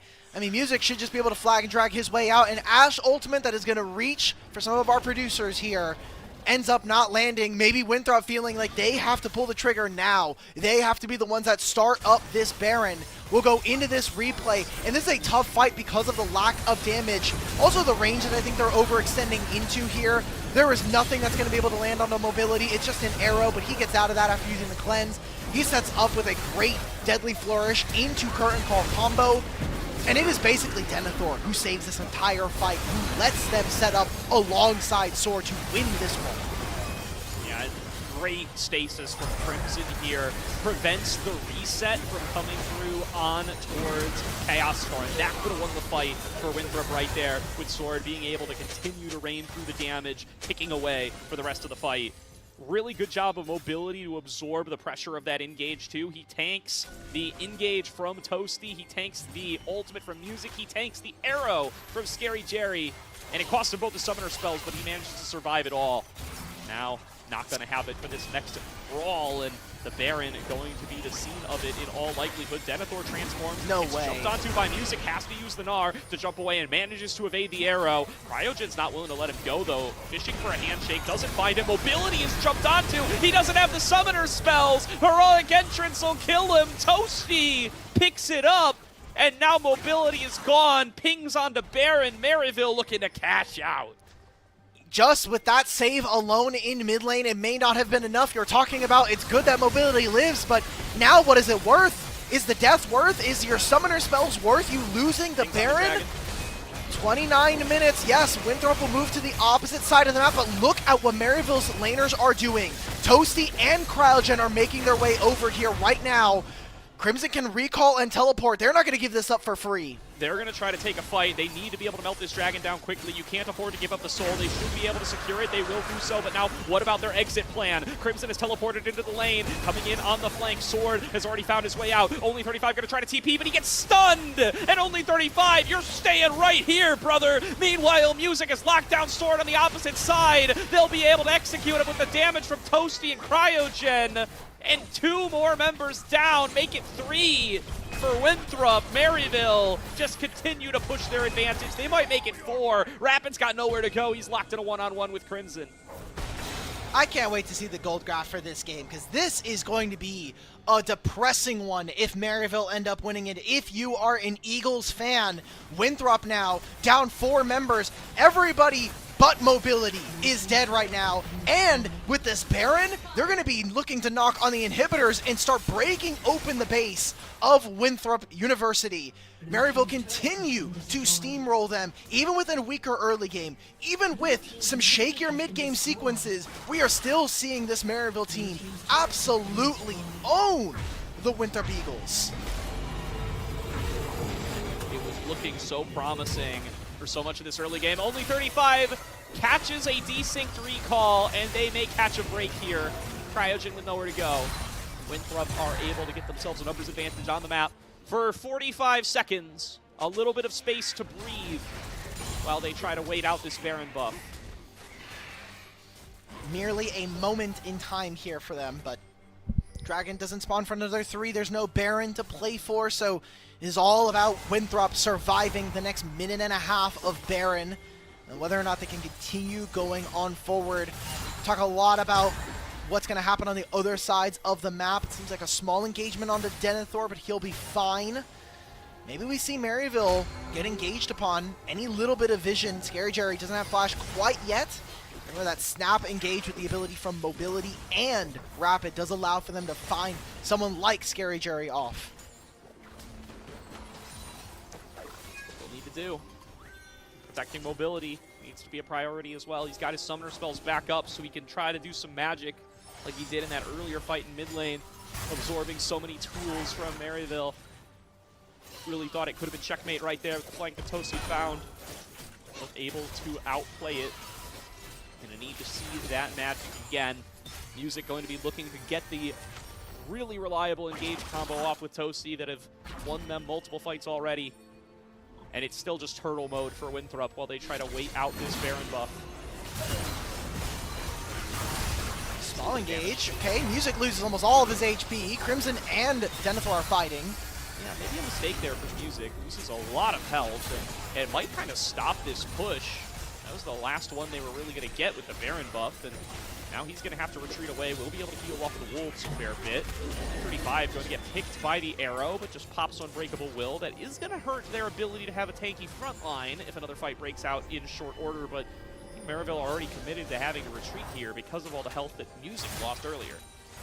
There's not a ton to play for right now, so I get it. A little bit of fishing, seeing some sparring, seeing whether or not the light jab will get your opponents to overreact or something alike.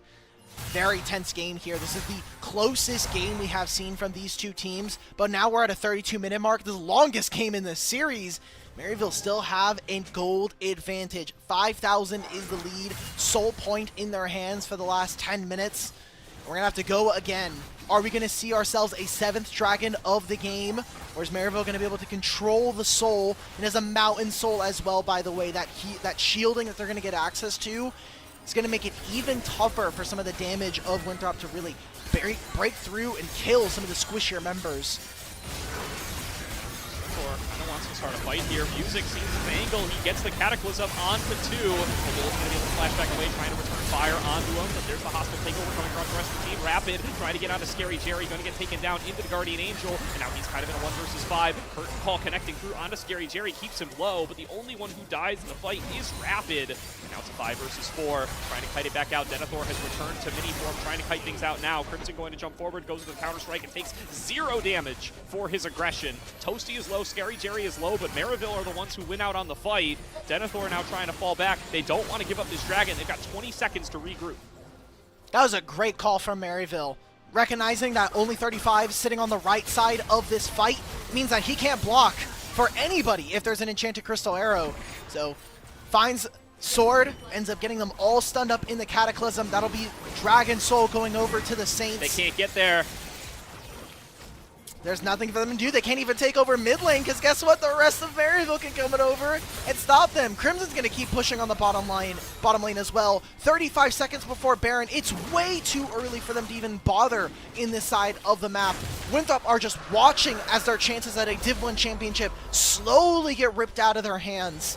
And Maryville, I mean, they have been the most dominant team all season long. 7-0 in the series, 14-1, and now potentially going on an 18-game win streak here to crown themselves as champions. I think that that's too many firsts in a inaugural season. It might be tough to break those titles. I think at this point you're just kicking yourself for losing that one game in week number 1. You could have had True. the perfect season, really. You wouldn't have known it at the time, but I mean, that's the takeaway at this stage. If Maryville are able to close this one out, but it's not done for yet. The Mountain Soul does not determine the whole game. This Baron might, though. They need to be able to get over here and respond. Denethor has to recall and TP. He hasn't even finished the recall yet, let alone been able to join the fight. They pop the Paranoia. They're going for this engage here on towards Cryogen. They should be able to one-shot him, and they do manage to do so. Mobility locked down in the Cataclysm, though. Without the Summoner spells, it's going to get dunked by Toasty. And the taunt's going to find its way onto Denethor, trying to stack up the rage to be able to get into the Mega Form. Music going to be the next target. Sword is successfully cutting it out, and he's going to get sent to the Guardian Angel. Rapid 1v1 with Crimson, not a fair fight, and Crimson will win out. Sword getting dove onto now by Music, throws down another gravity well. Music going to be able to evade it. Denethor throwing down the Gnar onto Scary Jerry, trying to take down the carry. Does it, but it's in exchange for his own life and Swords as well. 4 members down for Maryville, or for Winthrop rather, and Maryville will march themselves into the base. They've got 3 members to just only 35, and that's gonna do it for the Division 1 season, unless Mobility can pull off a miracle, but he just doesn't have the time. The Maryville Saints will walk away inaugural Division 1 champions. 1 loss on the entire season, a perfect playoffs run. They are your Division 1 champions. The title is Division 1, and it really just was one team. Maryville University 3-0 in the grand finals, repeating a long-standing history between them and Winthrop. Another best of 5 in their back pocket, and potentially the last series we will see of this program in 2025. And what a series it was. 2 games in a row, Maryville find themselves at such a significant advantage from the early game. Props to Music for that one. That Winthrop are just strangled out entirely. We don't get to see much of either of these teams. Finally, in game number 3, Winthrop find a foothold, but that then puts Maryville in their strength, in their home territory, their ability to team fight, their ability to come back from deficits. It's perhaps the strongest aspect of this squad, and they get to show it in full force here in game number 3, yanking that game back from the brink. The issue is that they very rarely find themselves in deficit. So it's like they just have really strong fundamentals. I really want to give a praise over to Coach Niles, who has shown time in and time out over at that program that what they're building over there is just top level. It's top tier at this point. The championship this year with some changes, especially with Shimmer even coming in and UG moving on up to Team Liquid, that was a big change, and them still winning the championship was a surprise to many. But you kind of see it now, like, even with some slightly different players, the structure is there and the program that's being built out there. Now, not only a Division 1 Grand Championship over on the League of Legends division, in 2 days' time, they might just be a 2-time. They might own both the League of Legends and the Valorant division. Yeah, they might get 2 Division 1s for the price of 1 here if they are able to come away with a Valorant chip as well. I just want to highlight Crimson over the course of this series, right? I think one of the matchups that felt like it was going to be the most even coming into the match, right? You know, we highlighted Mobility and Scary Jerry as these kind of, you know, 2 sides of the same coin here, but Crimson and Denethor have been going at it for years. And you mentioned Niles, a top laner in his own right, now retired, but you know, that's his trade, that's his specialty. And I think in his time as a coach, he has shown his ability to coach up these top laners is near unparalleled. He transformed Zamudo into one of the best top laners in the region. I think Crimson is now on that trajectory as well. This guy, this is perhaps the best series I've ever seen Crimson play. He looked fantastic in this series up against Denethor, who I have immense respect for as well. I'm very excited for what the future holds for this guy. Oh, for sure. That Nile stimulus check is hitting right now. It's doing wonders for everybody who touches top lane over there.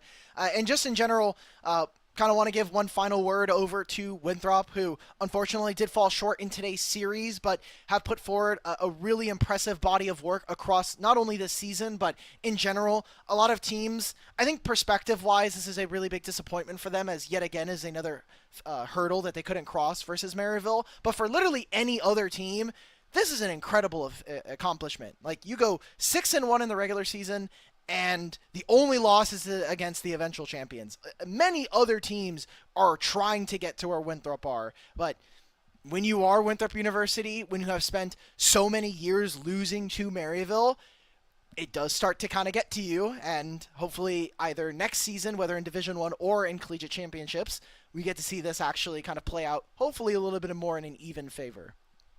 Yeah, it stings for sure right now, but lots of footage to review back over. I think started to adapt in game number 3. You got to see better performance in the early game and just couldn't put it all together to be able to close out the game. If you're able to put yourself in those positions more consistently, maybe the series looks a little bit different, but just wiped out in the early stages, and that's where you're going to have to review. That's where you're going to have to, you know, get back onto the film and clean things up for next time. That's all there really is to say about it. But like you said, I mean, a tremendous season from them. Still, probably a regular season MVP that I would head over towards Mobility's way. A really impressive performance for him there. And yeah, this whole squad, I think, putting together a really, really solid season despite how it ended.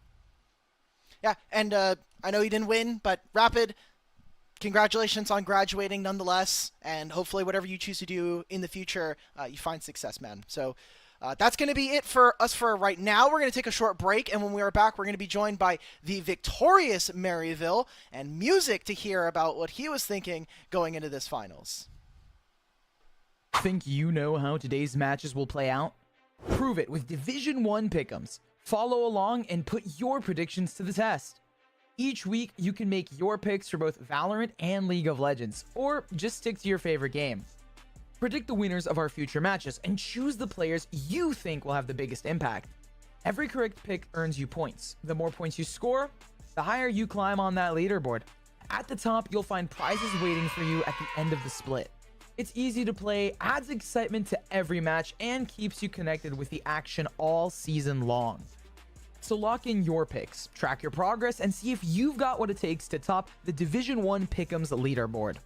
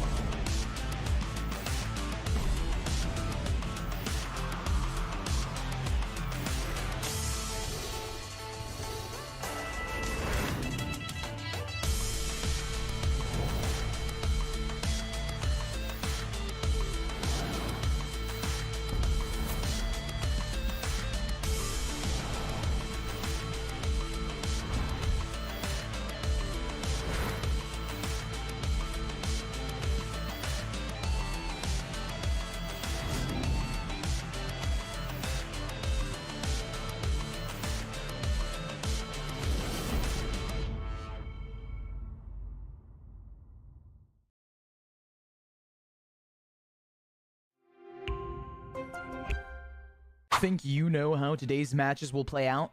Prove it with Division 1 Pick'ems. Follow along and put your predictions to the test. Each week, you can make your picks for both Valorant and League of Legends. Welcome back, everybody, to tonight's broadcast of Division 1 Finals, where we are joined by the full Maryville squad. Congratulations, everybody, on the win. Music, you're the one with the interview officially, so congratulations extended to you first. What does it mean to be able to keep the streak up against Winthrop on a Maryville squad that you've just joined? It feels good. I mean, we've been putting hard work. Hard work pays off. My teammates played pretty good today in the series, so really proud of them. I think we showed up as a team versus the props, and happy to take home the trophy. So there was a little bit of a preamble to this. You guys were just playing in Nace right before, and you guys lost. So what happened today before this series? I mean, sometimes, you know, you lose focus and you lose, but after, I guess, losing, we were like, okay, like, we need to refocus up. We have another series at hand, you know? Like, the best way we can do is just treat it as a scrim and moving to the finals. It's the best you can do, really. All right, locking on in, always good. For games 1 and 2 especially, Music, you find yourself really significant advantages in the jungle matchup, kind of starting right from level 1. You get those red buff invades off and are able to kind of shut rapid out. Curious as to what you attribute those early leads to. Is it really strong early game planning? Did you see a certain thing in the lane states or in the game that allowed you to kind of set up those early advantages? Is it all because you lock in after the Nace loss? What do you attribute it to? I just had a hunch, and I followed my hunch, and it paid off. All right. Man's got the jungle instinct, dog. I'm like talking about like, oh, you know, like he has winning lanes so he can move in, and literally he's like, yeah, bro, I just felt it in my jeans, bro. Like, I'm just invading this guy. I felt it. It fell in my blood. Well, that's great. I kind of want to ask about like some of your other teammates, right? Because we were kind of ending the cast with Crimson playing really, really well, and maybe giving some of that credit over to Niles and the rest of the staff. So I kind of wanted to ask, like, how has it been now that you've had more weeks and kind of talking about like Niles' influence on the team? It's definitely helped a lot. Niles is a great leader, and he's really smart about the game. He's been helping us a lot, so obviously we couldn't have done it without him, and it's a team effort. Everybody's been putting in the work, and, you know, a lot of practice is being put into this, so I know everybody here cares, and, you know, I respect all my teammates. I love playing with them, so yeah. and stuff. So It's a team effort. what's the, we talked about a little bit, this is kind of the first big CLOL best of 5, particularly for some of the younger guys on the team, right? Crimson, Toasty, Cryogen. What's the review, Music? How did they do coming into, for Cryogen, this is first full Fearless best of 5. I believe at least the first one that gets kind of for a major event like this. How did they all perform under the pressure? No, they did pretty well. It's really hard to adapt to a new environment, like moving away from home, going into college, and having school and league and all this practice mixed in. It's pretty difficult. So, like, honestly, hats off to them for being able to perform at this level with all that new changes to their lives. I'm really proud of them. Yeah, that makes sense. I mean, this is essentially like the last real event before the end of the year. If you kind of think, even like, sorry, Gordo, ACL's going on at the same time. I know some of the guys are involved, but like, kind of going into 2026, it's only going to get busier, and you guys are now going to basically be coming in as top dogs, previous championship with the former roster, and now with kind of more dominant wins both here and in other collegiate programs and stuff. So kind of what is your expectation, and do you think that the guys are right now like ready for what is going to be a pretty hectic schedule with not just this, but other tournaments happening concurrently? I think it's hard to say if we're ready or how we will be. It's obviously like depends on everyone and how we perform, how school goes. There's a lot of other factors involved, so we'll take it step by step. I think this semester was a good like testing the waters about how like we enter school, playing competition, everything. So like it's kind of some adjustment and then getting prepared for the amp and practice and time we're gonna be putting into next semester. So we'll see how it goes, but I'm excited. All right. I want to take advantage of him being here. I want to tap Niles for the last question here. What's the coach's review? What's the coach's review of the series? Are any laps being assigned? All right, I can ask him myself. Yeah, pass him over. Yeah. Let's All right, go. I can hear you now. All right. Thank you very much, Niles. All right, what's the coach's review on the performance tonight? Are any laps being doled out for tonight's performance? No laps are being doled out, but I think we're gonna have a steak dinner for our MVP in the jungle right here. Correct. He was man, when he's like, I just knew, bro. Like that's just ice cold, bro. He's just like owning. Honestly, he really took it to Rapid in the series, and he really performed and stepped up in the comms as well. Because we lost that series versus GVU, right? And the boys are like feeling pretty bad about it. But then Music comes into game 1 and he's just calming everything. He's thinking about the game and he's leading really well. So I'm so proud of him. So proud of how he stepped up. So only celebrations for this one. Yeah. Love to hear it. I guess talking about the boys, I'll get one last one and then we'll send you guys to get your steak dinner. But what has been the big point of growth for, I guess, each of the guys when you're talking about like this semester? Yeah, Bilal, definitely his tank play and his weak side play. He's grown a lot in that. I think Music has cut down on his needless deaths. I think that's been really good. Toasty, I don't know. Toasty's the rock in the mid lane. He's really just growing in a lot of different areas. Jerry, his job is to be hard to kill. And in that last series, he was pretty hard to kill. He's working on that. Michael, it's kind of boring stuff. It's about like when to base, when to place wards. Because Michael has this bad habit of dropping so many wards that he bases and he drops them again, and his other side is like it's deleted. It doesn't go. So we've been working on that with Michael. But yeah, all the guys have grown a lot through this semester, so I'm so excited for what spring brings. Awesome. It's awesome to hear. Thanks so much, Niles. Appreciate it. This is Music's interview, so I'm not going to take the last word from him. Whoever wants to give it, everybody can give last words. But last words go to you guys over on the Maryville side. All right, Jerry. They're asking for some last words, bro. Last words. Any shout-outs? Anything you got?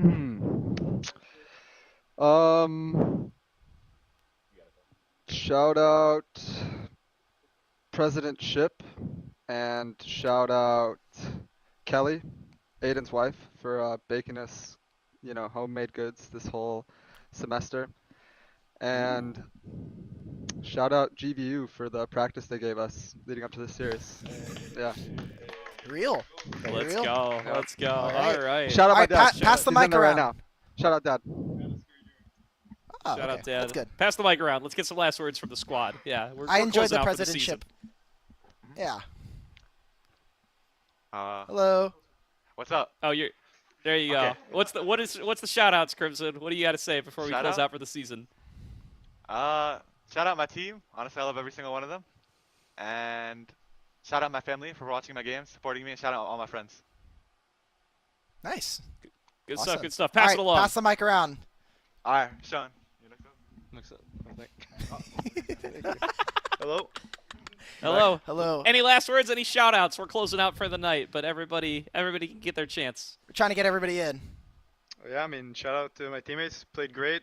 Honestly, couldn't have done without them. Shout out to Aiden for coaching us well, and shout out to my family and friends who watch and support me, and the school, obviously. So yeah, thank you, thank you guys for hosting the tournament. Good stuff. Good stuff. Anything from Cryo and Toasty? They get their chances. You guys want to shout out? I know Shimmer's back there. I know that. They're good. I know the boys aren't around. All right. Sure, All you right. guys They're good? want- Okay. Appreciate it anyway. Okay. Congratulations, all of you guys, for your time, and congratulations for your win. Been a great time. Been a great season all around, Alk, from everybody here at Division 1. Thank you for those who have tuned on in. Shout out to all of the participating schools. Can't wait to be back bigger and better than ever for next season. But the inaugural Division 1 League of Legends season will close out there with a Maryville victory. Alk, any last words from you, brother?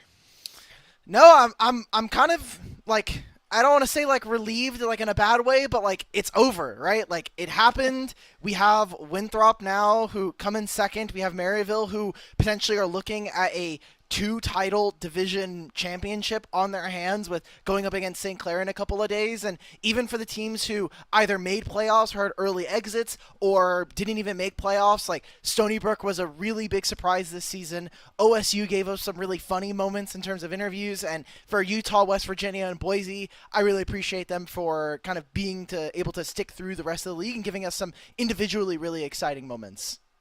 Definitely, definitely. Well, all that said, we're going to close out for the season here. Shout out to all the production crew, for myself, Alk Battery, as well as the production team. Thank you all for tuning in tonight, and we'll see you next time. Think you know how today's matches will play out? Prove it with Division 1 pick'ems. Follow along and put your predictions to the test.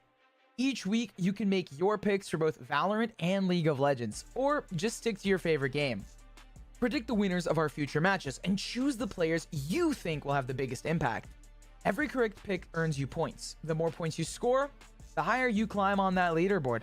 At the top, you'll find prizes waiting for you at the end of the split. It's easy to play, adds excitement to every match, and keeps you connected with the action all season long. So lock in your picks, track your progress, and see if you've got what it takes to top the Division 1 Pick'ems leaderboard.